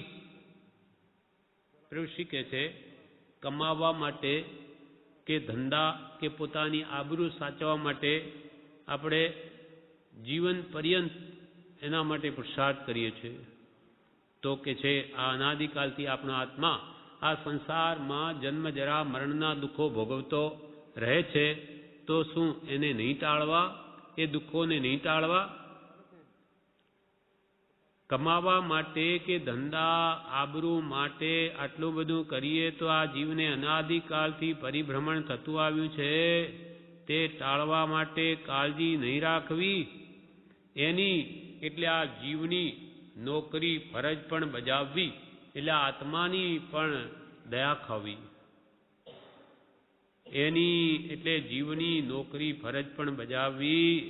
આત્મઘાતી તે મહાપાપી. આપણે બીજું કામ કરી અને આત્માની સંભાળ ન લઈએ અને રાગદ્વેષથી આત્માને બંધન કરીએ તો આપણે આત્મઘાતી કહેવાઈએ. આપણા આત્માના ગુણોને જ ઘાતીએ છીએ અને આત્મઘાતી મહાપાપી. આત્મઘાતી તે મહાપાપી. બધા દર્શનોમાં આ વાત માન્ય છે, બધા ધર્મોમાં આ વાત માન્ય છે. વિષ્ણુ મહાદેવ કે માતા એ માન્ય મોક્ષ થવાનો નથી. કરણીના ફળ મળશે, પણ ખરા દેવને આત્માને ઓળખ્યા વિના મોક્ષ નથી. કોઈ વિષ્ણુ મહાદેવ કે માતા કે અન્ય કોઈ દેવી દેવતાઓને માનવાથી જીવનો મોક્ષ થવાનો નથી. કોઈ શુભ કાર્ય કંઈ પણ થોડું ઘણું કરશે તો એનું શુભ ફળ મળશે, એનું ના નથી. બધા કરણીના ફળ મળશે, એટલે ક્રિયા વાંજળી નથી. કોઈ શુભ ભાવ કરશે કે દાન પુણ્ય કરશે તો એનું ફળ મળશે, પણ વિષ્ણુ મહાદેવ કે માતાને માન્યાથી જીવનો મોક્ષ થવાનો નથી. પણ ખરા દેવને, ખરા દેવ કોણ? વીતરાગ. વીતરાગ સમો દેવો ન ભૂતો ન ભવિષ્યતિ. વીતરાગ સમાન દેવ જગતમાં થયો નથી અને થશે પણ નહીં. સાચો દેવ વીતરાગ. પણ ખરા દેવને આત્માને ઓળખ્યા વિના મોક્ષ નથી. ખરા દેવગુરુ ધર્મને આપણે ઓળખીએ તો સાચો વિતરાગ માર્ગ આપણને મળે અને એથી આત્માની ઓળખાણ થાય. અને આત્મા કેવી રીતે કર્મથી બંધાયો છે એ આત્માને કર્મથી મુક્ત કરવાનો શું ઉપાય છે એ બધું જાણવામાં આવે અને કર્મબંધથી મુક્ત થઈને આપણા પણ મોક્ષ થઈ શકે, સર્વ દુઃખથી મુક્તિ મેળવી શકાય. પણ ખરા દેવને આત્માને ઓળખ્યા વિના જીવનો મોક્ષ નથી. સનાતન જૈન વેદાંત બધે આત્માનો જ લક્ષ્ય રાખ્યો છે. સનાતન જૈન ધર્મ કે વેદાંત ધર્મ બધાએ આત્માને મુક્તિનો પંથી બનાવવો કે આત્માને મુક્ત કરવો, એમ બધા ધર્મ, આસ્તિક ધર્મો તો એ જ કહે છે. સનાતન જૈન વેદાંત બધે આત્માનો જ લક્ષ્ય રાખ્યો છે. પાપથી છૂટવાનો રસ્તો સાચા દેવ, સાચા ગુરુ, સાચા ધર્મની ઓળખાણે છે. ખરેખર સંપૂર્ણ પાપથી રહિત થવું હોય તો સાચા દેવ, સાચા ગુરુને, સાચા ધર્મની ઓળખાણ જોઈએ. આમાં તો કોઈ અપૂર્વ વાત આવે છે, આમાં તો કોઈ અપૂર્વ વાત આવે છે. આટલા ભવ એળે ગયા તો આટલો ભવ ધર્મ ખાતર જતો કરવા જેવું છે. એમાં કાળ જશે તે અલેખે તો નહીં જાય. એની જ શોધ, એની જ ખોજ, એના જ વિચારમાં રહેવું. પ્રભુ કેવા કેવાના ઉદ્ધાર થઈ ગયા છે. આટલા ભવ આપણા એળે ગયા તો હવે આ એક ભાવ માત્ર આત્માર્થે ધર્મ ખાતર જ ગાળવો, અને એમાં જો કાળ જશે આત્માર્થે તો એ અલેખે નહીં જાય. માટે એક આત્માની જ શોધ, એની જ ખોજ, એના જ પુરુષાર્થમાં એને તારવા માટે, ઓળખવા માટે, એને જન્મ જરા મરણથી મુક્ત કરવા માટેનો જ પુરુષાર્થ કરવો, એના જ વિચારમાં રહેવું, એમ કે છે પ્રભુશ્રી. પ્રભુ કેવા કેવાના ઉદ્ધાર થઈ ગયા છે. અંજન ચોર જેવા અનેક પાપી જીવોના પણ ઉદ્ધાર થઈ ગયા. એટલે જે જીવ પુરુષાર્થ કરે તે જરૂર મુક્તિને પામે. દ્રઢ પ્રહારી જેવા ના પણ ઉદ્ધાર થઈ ગયા. ગૌ હત્યા જેણે કરેલી, સ્ત્રી હત્યા કરી, બાળ હત્યા કરી, બ્રાહ્મણ હત્યા કરી અને પાછો વળી ગયો અને પશ્ચાતાપ કરવા માટે નગરને દરવાજે બેઠો કે હવે જ્યાં સુધી મને મારું પાપ સાંભળે ત્યાં સુધી હવે મુનિ ભગવંત મળ્યા એટલે બોધ થયો અને કે એ મરવા જતો પડી જાઉં કે મેં આવા પાપ કર્યા. ત્યારે ગુરુ ભગવંતે કહ્યું કે આમ મરવાથી એ પાપ જવાના નથી. પાપનું પ્રાયશ્ચિત કર, સંભાવે હવે બધું સહન કર અને આત્મધ્યાન કર, અને જે દુઃખ આવે સંભાવે સહન કર. એટલે એ વાત એને સમજાઈ જાય છે. પછી એ એક શહેરને 4 દરવાજા, એક દરવાજે 1.5 મહિનો બેસે છે. એ નગરમાં એને કેટલા એને માર્યા હોય, એટલે જે ત્યાંથી પસાર થાય કે એને મારી માને મારી, બીજો કે મારા પુત્રને માર્યો, તે કે મારા કાકાને માર્યા. એટલે બધા કોઈ પથરા મારે, કોઈ ઈંટ મારે, લાકડીથી મારે, પણ એ દ્રઢ પ્રહારી બધું સહન કરે છે ક્ષમતા ભાવે કે વાત સાચી છે, મેં એમને દુઃખ આપ્યા છે તો માને મારે એમાં કાંઈ ખોટું નથી, એમ સંભાવે બધું દુઃખ સહન કરી 1.5 મહિનો ત્યાં બેઠો. પછી 1.5 મહિનો બીજા દરવાજે, ત્રીજા દરવાજે, ચોથા દરવાજે, એમ 1.5 કરતા 6 મહિનાની અંદર આટલા ભયંકર કંઈ ખાધું નહીં, પીધું નહીં, ભયંકર દુઃખ પણ ક્ષમતા ભાવે સહન કરી અને બધા કર્મોને ખપાવી અને કેવળ જ્ઞાન પ્રગટાવી દીધું. એમ મહા પાપી જીવોના પણ ઉદ્ધાર થઈ ગયા છે. પણ પાપથી પાછો વળે તો થાય. તેમ આપણે પણ અજ્ઞાન અવસ્થામાં ઘણા પાપો કર્યા હોય, પણ હવે માફી માગી આપણને ક્ષમાપનાનો પાઠ એના માટે જ આપ્યો છે કે ભગવાન હું બહુ ભૂલી ગયો, મેં તમારા કહેલા અમૂલ્ય વચનોને લક્ષ્યમાં લીધા નહીં, તો હવે લક્ષ્યમાં લઉં અને હવે ફરી એવા પાપો થવા નહીં દઉં અને પૂર્વે થયેલા પાપોનો પશ્ચાતાપ કરું. આવી રીતે જો પોતે પણ કરેલા પાપોની માફી માગે, નવા પાપો નહીં કરે, તો આપણો પણ ઉદ્ધાર થઈ શકે. એટલા માટે અહીંયા પ્રભુ શીખે છે, પ્રભુ એક આત્માની જ શોધ, એની જ ખોજ, એના જ વિચારમાં રહેવું. પ્રભુ કેવા કેવાના ઉદ્ધાર થઈ ગયા છે, કેવા કેવા પાપી જીવોના પણ ઉદ્ધાર થઈ ગયા. ગોશાળા જેવાનો ઉદ્ધાર થઈ ગયો તો પ્રભુ શીખે તમારા જેવાએ શો દોષ કર્યો છે. એકવાર પ્રભુશ્રીએ કહ્યું કે ગોશાળા જીવોને પ્રભુ ઉદ્ધાર થઈ ગયો તો આ બિચારા જીવો શો દોષ કર્યો છે, એમનું કલ્યાણ કેમ નહીં થાય? આ પ્રમાણે આગળ જણાવે છે, જે આપણે આવતીકાલે લઈશું. દેશામૃત તારીખ 7/2/26 ઉપમિતિ ભાવ પ્રપંચના વાંચન પ્રસંગે પ્રભુશ્રી કહે, આ આત્મા ક્યારથી બંધાયો છે તેનો કંઈ પત્તો નથી. આ આત્મા ક્યારથી બંધાયો છે તેનો કંઈ પત્તો નથી. આમ ને આમ અનાદિકાળથી રઝળ્યા કરે છે. આમ ને આમ અનાદિકાળથી રઝળ્યા કરે છે. તેમાંથી મનુષ્ય ભાવ પામ્યો તો પણ ભિખારીનો ભિખારી. આમ ને આમ અનાદિકાળથી જીવ રઝળ્યા કરે છે. તેમાંથી મનુષ્ય ભાવ પામ્યો તો પણ ભિખારીનો ભિખારી. સુખની ભીખ, પૈસાની ભીખ, વૈભવની ભીખ, માનની ભીખ, આમ વિષય કષાય અને તૃષ્ણાઓથી જીવ ઘેરાઈ રહ્યો છે, તેનો કંઈ પત્તો જ નથી. પ્રભુજી કહે, આપણો આત્મા ક્યારથી આ કર્મથી બંધાયેલો છે? તો કે અનાદિકાળથી. અનઆદિ, જેની કોઈ શરૂઆત જ નથી, એવા અનંતકાળથી જીવ કર્મોથી બંધાયેલો છે. કનકો પલવત પૈડી પુરુષ તણી જોડી, અનાદિ સ્વભાવ. જેમ કે સોનું અને માટી એ ક્યારથી ભેળા થયેલા છે ખાણમાં? તો કે અનાદિથી છે. તેમાં કોઈએ સોનાના કણ ત્યાં ભેગા કર્યા નથી કે જે છૂટા પાડી શકાય.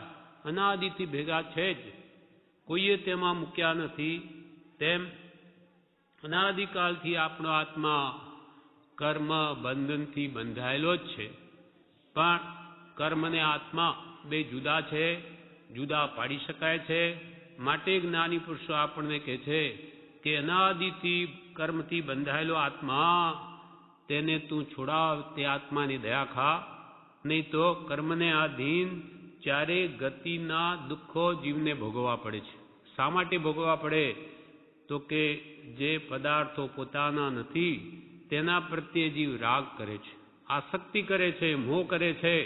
માટે જ્યાં જ્યાં જીવ આસક્તિ કરે, રાગ કરે, મોહ કરે, ત્યાં ત્યાં જીવને જન્મ લેવો પડે છે.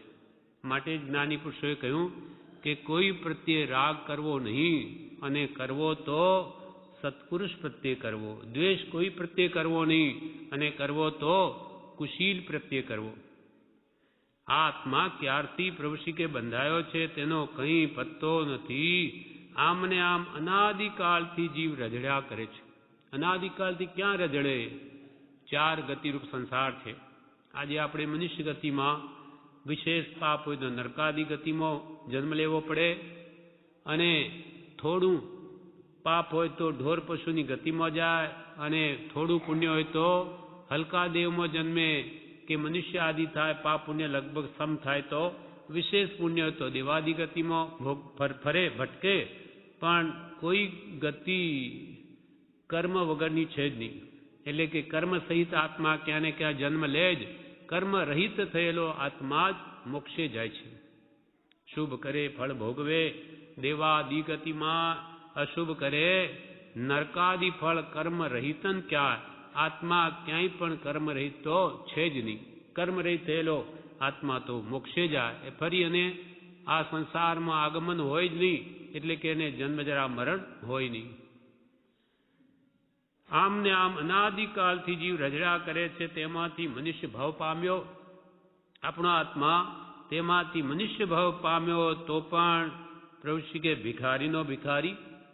માનવ દેહ મળ્યો તો પણ આ જીવને ભીખ. ભીખ એટલે ઈચ્છા. ઈચ્છા વગરનું કોણ છે પ્રાણી? સંસારી જીવ તો સર્વ ઈચ્છા સહિત છે. એટલે ઈચ્છા માત્ર દુઃખ. જ્યાં આશા તૃષ્ણા ત્યાં ભિખારીપણું છે. ભિખારી કોણ? તો કે જે માગે છે તે, જે ગમે એટલું પાસે હોય છતાં વિશેષ મેળવવાની આકાંક્ષા છે, તો તે જીવ જ્ઞાનીઓની દ્રષ્ટિમાં ભિખારી છે. કરોડપતિ હોય તેને પણ વિશેષ મેળવવાની કામના છે, તો જ્ઞાનીઓની દ્રષ્ટિએ પણ ભિખારી છે. કેમ કે એ પણ ઈચ્છાથી અતૃપ્ત છે. પણ જે તૃપ્ત છે, જેને કાંઈ જોઈતું નથી, તે મહારાજાનો મહારાજા છે. જેને કછું નહીં ચાહીએ વે શાહન કે શાહ. જેમ કે મહાત્માઓ સાવ નગ્ન હોય, કાંઈ પણ પાસે ડોરો પણ ન હોય, એવા નગ્ન જ્ઞાની પુરુષોને ચક્રવર્તીઓ આવીને શા માટે નમે? તો કે એને જે આત્મરિદ્ધિ, તપ, સંયમ, બ્રહ્મચર્ય વગેરે જે આત્મ સંપત્તિ એ મહાત્માએ પ્રાપ્ત કરી છે, તે ચક્રવર્તી પાસે નથી. માટે ચક્રવર્તી જેવા છખંડના અધિપતિ એ પણ આવીને એ મહાત્માને ચરણમાં પડે છે. કેમ કે એની રિદ્ધિ અદ્ભુત છે. એ કોઈક વિરલા જ મેળવી શકે, આત્મરિદ્ધિ. એમ મનુષ્ય ભાવજી પામ્યો તો પણ ભિખારીનો ભિખારી. સાની ભીખ? એ પ્રભુશ્રી કહે છે, સુખની ભીખ. સુખ જોઈએ છે. સર્વ પ્રાણીઓ સુખને ઈચ્છે છે. એ ગાંડો ગાંડ પણ કરે, તેમાં એની ઈચ્છા સુખ મેળવવાની છે. આપણી દરેક ક્રિયા સવારથી સાંજ સુધી ધંધા વગેરે કરીએ છીએ શા માટે? સુખ મેળવવા. ધનાદિ કમાવીશું તો એનાથી પછી સુખ ભોગવીશું, એવી આકાંક્ષા પ્રત્યેક સંસારી પ્રાણીની હોય છે. તે પણ ભિખારીનો ભિખારી. સાની ભીખ? સુખની ભીખ, પૈસાની ભીખ, વૈભવની ભીખ, માનની ભીખ. પૈસા થઈ રહે પછી મોટાઈની ઈચ્છા થાય, હવે મને લોકો મોટો ગણે. માનની ભીખ. આમ વિષય કષાય અને તૃષ્ણાઓથી જીવ ઘેરાઈ રહ્યો છે. અનાદિકાલથી 5 ઇન્દ્રિયોની ઈચ્છા, એને લઈને ક્રોધ, માન, માયા, લોભરૂપ કષાય, એ વિષય કષાયની ઈચ્છાઓથી જ જીવ અનાદિકાલથી ઘેરાઈ રહ્યો છે. અને એના જ કારણે એને ફરી નવા જન્મ ધારણ કરવા પડે છે. એટલે કૃપાલદેવે લખ્યું છે, નથી ધર્યો દેહ વિષય વધારવા, નથી ધર્યો દેહ પરિગ્રહ ધારવા. હવે આ પરિગ્રહ ભેગો કરવા માટે આ દેહ ધારણ કર્યો નથી, કે શબ્દ, રૂપ, રસ, ગંધ, સ્પર્શ એ 5 ઇન્દ્રિયના વિષયો ભોગવવા માટે આ દેહ નથી. જો આ દેહનો ઉપયોગ વિષયમાં ગાળીએ તો આપણે ને આ ઢોર પશુમાં કાંઈ અંતર નથી. ઢોર પશુઓ એ પણ ખાય પીએ, 5 ઇન્દ્રિયના વિષયો ભોગવે, અને આપણે પણ ભોગવીએ, તો જ્ઞાની કે છે કે તમારા અને પશુમાં કાંઈ અંતર નથી. એટલે કૃપાલ કે માનવપણું સમજે તે માનવ ગણાય, નહીં તો તે નર નથી પણ વાનર જ છે. એમ આ વિષય કષાય તૃષ્ણાઓથી જીવ અનાદિથી ઘેરાયો રહ્યો છે, તેનો કંઈ પત્તો જ નથી. આ તો ઠીક છે આપણને આ માનવદેહ મળ્યો, બાકી મોટા ભાગે તો આ તિર્યન ચોનીમાં જ કાળ જાય છે. અનંતો કાળ આ ઝાડ પાન, એકેન્દ્રી, બેન્દ્રી, તેન્દ્રી, ચોરેન્દ્રી, કીડી મકોડા, આ અળસિયા કે હાથી ઘોડા, આ તિર્યંચ કે અંતે નિગોદમાં જ જીવ અનંતકાળ ત્યાં પસાર કરે છે. કોઈક વાર આ માનવદેહ તો મળે, એ પણ 2000 સાગરોપમમાં માત્ર 48 જ મનુષ્યભમ મળે, એથી વિશેષ નહીં. એ 2000 સાગરોપમમાં જીવની જો મુક્તિ નહીં થઈ, તો એ નિયમા ફરીથી નિગોદમાં જ જાય, એકેન્દ્રીમાં જાય, ત્યાં અનંત કાળ ત્યાં રહેવું પડે છે. એમ ભગવંત કેવળ નાનીઓ જોયું છે, અને ત્યાં દુઃખ દુઃખ ને દુઃખ જ છે. એક આંખના પલકારામાં તો એ 17.5 વાર જન્મે ને મરે, એટલું બધું ભયંકર દુઃખ નિગોદમાં છે. આમ વિષયને કષાય તૃષ્ણાઓથી જીવ ઘેરાઈ રહ્યો છે, તેનો કોઈ પત્તો જ નથી, ક્યાંય ભરાઈ જાય. અનંત જીવો છે, ત્યાં આપણો ક્યાં નંબર લાગે? પણ આજે કઈ એવું જાણે પુણ્ય કર્યું હશે તો આ બહાર આવી ગયા ને એટલી ઊંચી ભૂમિકા આવી ગયા, એટલે પત્તો ગણતરીમાં આવ્યા છે આજે, નહીં તો અનંત જીવોમાં આપણી શું ગણતરી? તેનો કંઈ પત્તો જ નથી. મહાપુણ્યના ઉદય કોઈ સંતનો જોગ થાય છે. મહાપુણ્યનો ઉદય થયા ત્યારે કોઈ સત્પુરુષનો જોગ થાય, તે આપણને થયો છે. જાણે અજાણે કોઈ એવી સેવા એમની આજ્ઞા ઉપાસી હશે, તેનું આ ફળ મળ્યું છે. મહાપુણ્યના ઉદય કોઈ સંતનો જોગ થાય છે, ઠામ ઠામ ભૂલવણી થાય તેમ છે. આ સંસારમાં તો ઠામ ઠામ ઠેકાણે ઠેકાણે મોહના જ નિમિત્તો છે, એટલે તરત જ આ જીવ તેમાં ભરાઈ જાય. એટલે ઠેઠ સુધી પહોંચવું આત્માર્થ સુધી બહુ જ વિકટ છે. ખાવાની ઈચ્છા, જોવાની, સૂંઘવા, સાંભળવા, સ્પર્શવાની, એ 5 ઇન્દ્રિયોની ઈચ્છાથી જીવ આગળ ઉઠતો જ નથી. અને કાળ આવીને કોળીઓ કરી જાય છે, આત્મહિત રહી જાય છે. એટલે પ્રભુશ્રી કહે ઠામ ઠામ આ જગતમાં ભૂલવણીના સ્થાનકો છે. એટલે મોહ એને મારીને ભૂલવી નાખે છે. તે ભિખારી કેટલીય વાર સુસ્થિત રાજાના મહેલ પાસે આવ્યો. ઉપમિતિ ભાવ પ્રપંચ એ કથા ચાલતી હતી. એટલે સુસ્થિત રાજા એટલે ભગવાન ની પાસે પણ આ જીવ કેટલી વાર આવ્યો. તીર્થંકરની સભામાં જઈ આવ્યો.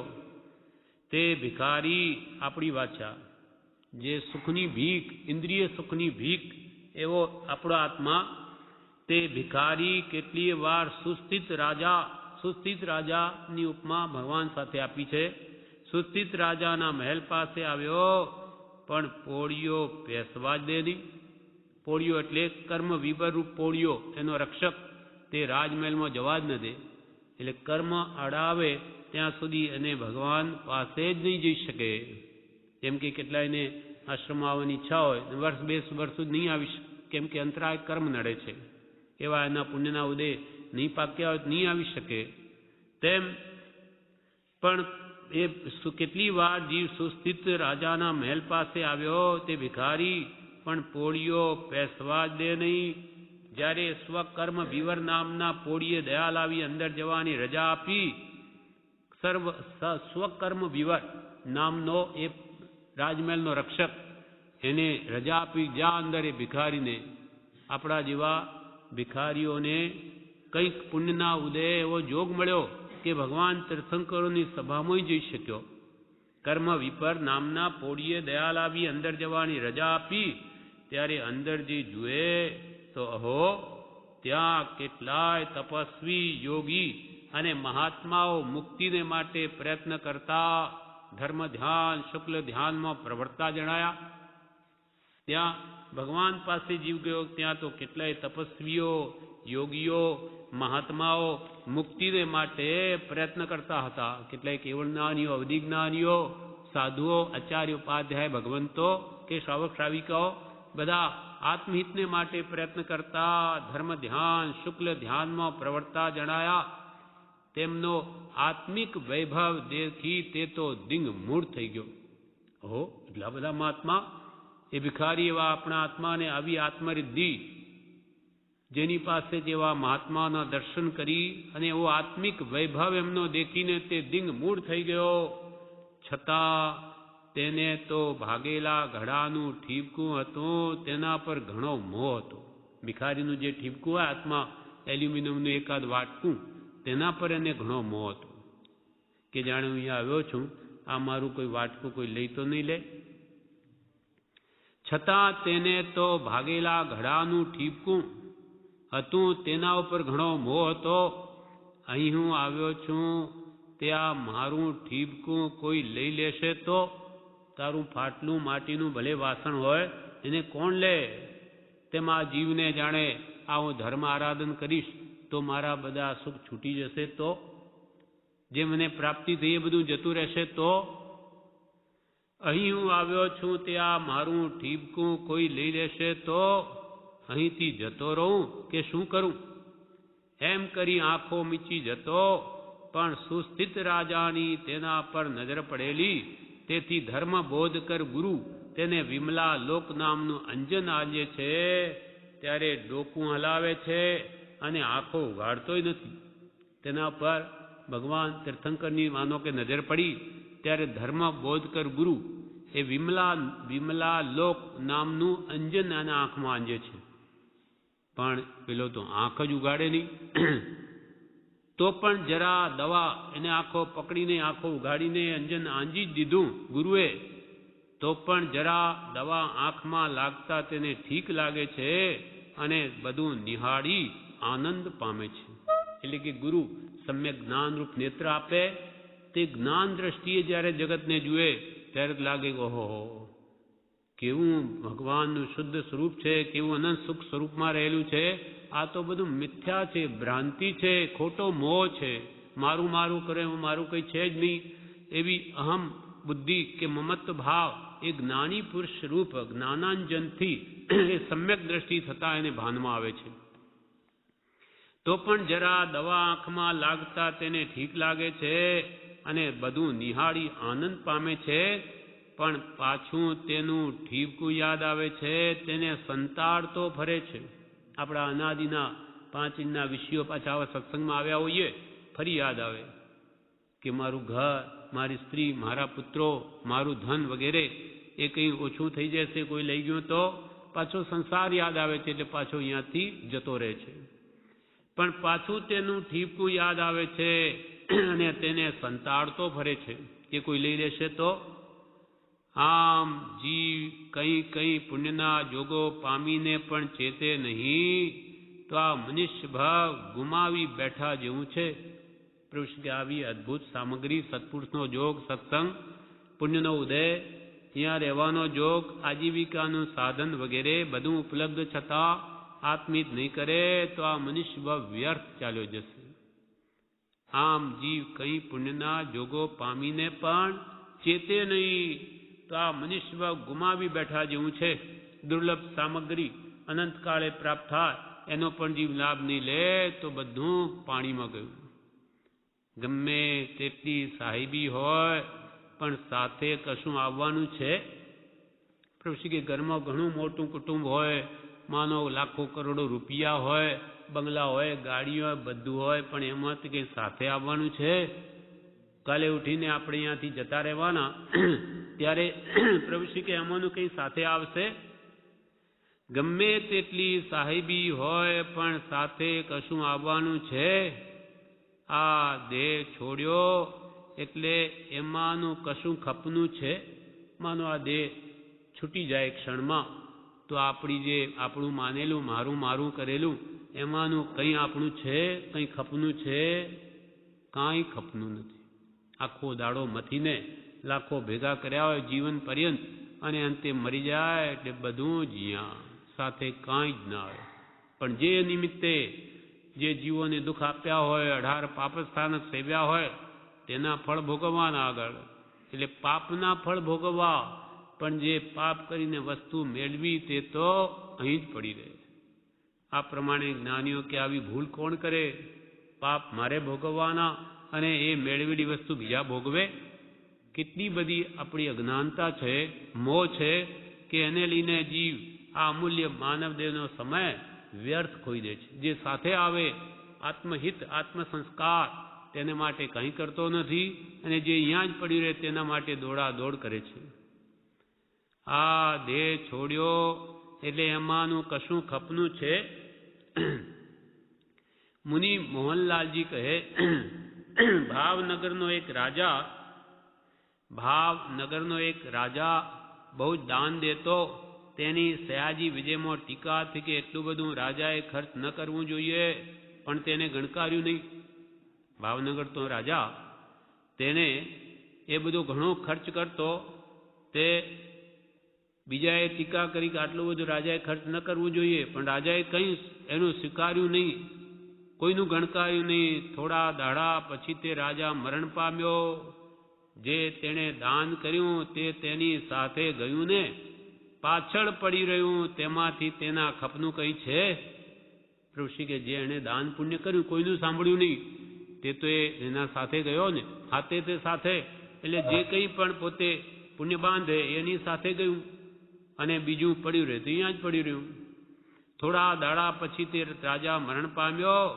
જે તેણે દાન કર્યું તે તેની સાથે ગયું ને પાછળ પડી રહ્યું, તેમાંથી તેના ખપનું કંઈ છે? દાન પુણ્યમાંય બે ભેદ છે. એકથી તો પુણ્યનો જોગ હોય ત્યારે પુણ્ય બંધાય, અને એક પુણ્ય ખપી જાય અને પાપ બંધાય. જેના જોગે નવું પુણ્ય બંધાય તે જ પુણ્યાનુબંધી પુણ્ય, અને તે ખપનું છે. દાન પેટ બે પ્રકારનું કે પુણ્યનો જોગથી મળી આવ્યું હોય એને ઉત્તમ કામો વાપરે, કે બીજા જીવો જેથી આત્મલાભ પામે એવું જ્ઞાન દાન આદિ ઉત્તમ સામગ્રીમાં એ પૈસાનો ઉપયોગ કરે તો એને નવું પુણ્ય બંધાય. આગળ જતાં સત્પુરુષનો જોગ થાય અને આગળ વધ્યા કરે. દાન પુણ્યમાંય બે ભેદ છે. એકથી તો પુણ્યનો જોગ હોય ત્યારે પુણ્ય બંધાય, અને એક પુણ્ય ખપી જાય અને પાપ બંધાય. એક જણ માનો આ પૂરે પુણ્ય બાંધ્યું હોય એટલે અહીંયા તો સામગ્રી મળી અને હવે ખાઈ પીને લહેર કરીએ અને 5 દિનના વિષેક સામે ધન વાપરી કાઢીએ એટલે એ આગળ પાપ બાંધે. એ પાપાનું બંધી પુણ્ય છે. પાપનો બંધ કરાવે અને પુણ્ય ભોગવાય છે. અને એક પુણ્ય એવું કે જે પુણ્ય અહીંયા પણ આપણે ખાઈ પી આરામ કરીએ અને સાથે બીજાનું પણ ભલું કેમ થાય અથવા સારા માર્ગે પણ વાપરતા રહીએ તો આગળનું ભાથું પણ બંધાતું રહે. એ પુણ્યાનુબંધી પુણ્ય. એટલે પાપાનુબંધી પુણ્ય અને પુણ્યાનુબંધી પુણ્ય. પુણ્ય પાછળ પણ નવું પુણ્ય બંધાય. અને એક પુણ્ય એવું પૂર્વનું કે પૂર્વનું કરેલું ત્યાં ભોગવીએ. આપણને ઘણા પૈસાવાળાને દેખાય પણ ખાઈ પીને લહેર કરતા હોય એ પૂર્વનું કરેલું પુણ્ય ભોગવે છે પણ નવી કંઈ ભલું કરે કોઈ પણ સારા કામ પુણ્યના કરતા નથી. તો એમના માટે આવતો ભાવ સુખરૂપ નથી. એ પુણ્ય ખવાઈ ગયું. જેમ કે જુવાન અવસ્થામાં કમાવીએ નહીં તો વૃદ્ધાવસ્થામાં શું ખાઈએ? પણ જે કમાવતો રહે તો વૃદ્ધાવસ્થામાં સુખ ભોગવે. તેમ અહીંયા આત્મહિત માટે જે કંઈ પણ આરાધના કરતો રહે તો આગળના ભાવમાં પણ એના માટે બધી સામગ્રી ઉપલબ્ધ રહે છે. અને આ ખાઈને નવું પુણ્યનું ઉપાર્જન ન કરે તો જૂનું ભોગવાઈ ગયું. ત્યાર પછી ઢોર પશુની ગતિ છે કે એકંદરી બેંદરીમાં જઈને પડે. પુણ્ય છતાં પુણ્ય હોતે દીપક દીપક જ્યોત. દીવો જ્યાં સુધી હોય ત્યાં સુધી બીજો દીવો સળગાવી શકાય. તેમ જ્યાં સુધી આપણને પુણ્યનો ઉદય હોય ત્યાં સુધી સારા કામ કરી લેવા તો નવું પુણ્ય બંધાઈ જાય. જેમ રાજા પાસે એટલું બધું હતું, બીજા કે રાજા એટલું દાન ના આપવું જોઈએ, રાજભંડાર ખાલી થઈ જાય પણ એને તો કોઈનું ગણકાર્યું નહીં, આપ જ કર્યું. થોડા દિવસો મરી ગયો તો જે દાન આપ્યું એને ભાવ શુભ ભાવ સાથે ગયા, બધાને સુખી કર્યા એ અને જે પડ્યું રહ્યું તે અહીંયા જ પડ્યું રહ્યું. એમ પ્રભુશ્રી કહે છે પુણ્યનો જોગ હોય ત્યારે પુણ્ય બંધાય અને એક પુણ્ય ખપી જાય અને પાપ બંધાય. જેના જોગે નવું પુણ્ય બંધાય તે જ પુણ્યાનુબંધી પુણ્ય અને તે ખપનું છે. જેના જોગે નવું પુણ્ય બંધાય તે જ પુણ્યાનુબંધી પુણ્ય અને તે જ ખપનું છે. એટલે કે તે જ કામ આવે, બીજું બધું અહીં જ પડ્યું રહે. આ પ્રમાણે પ્રભુશ્રીએ કહ્યું. વિશેષ આપણે આવતીકાલે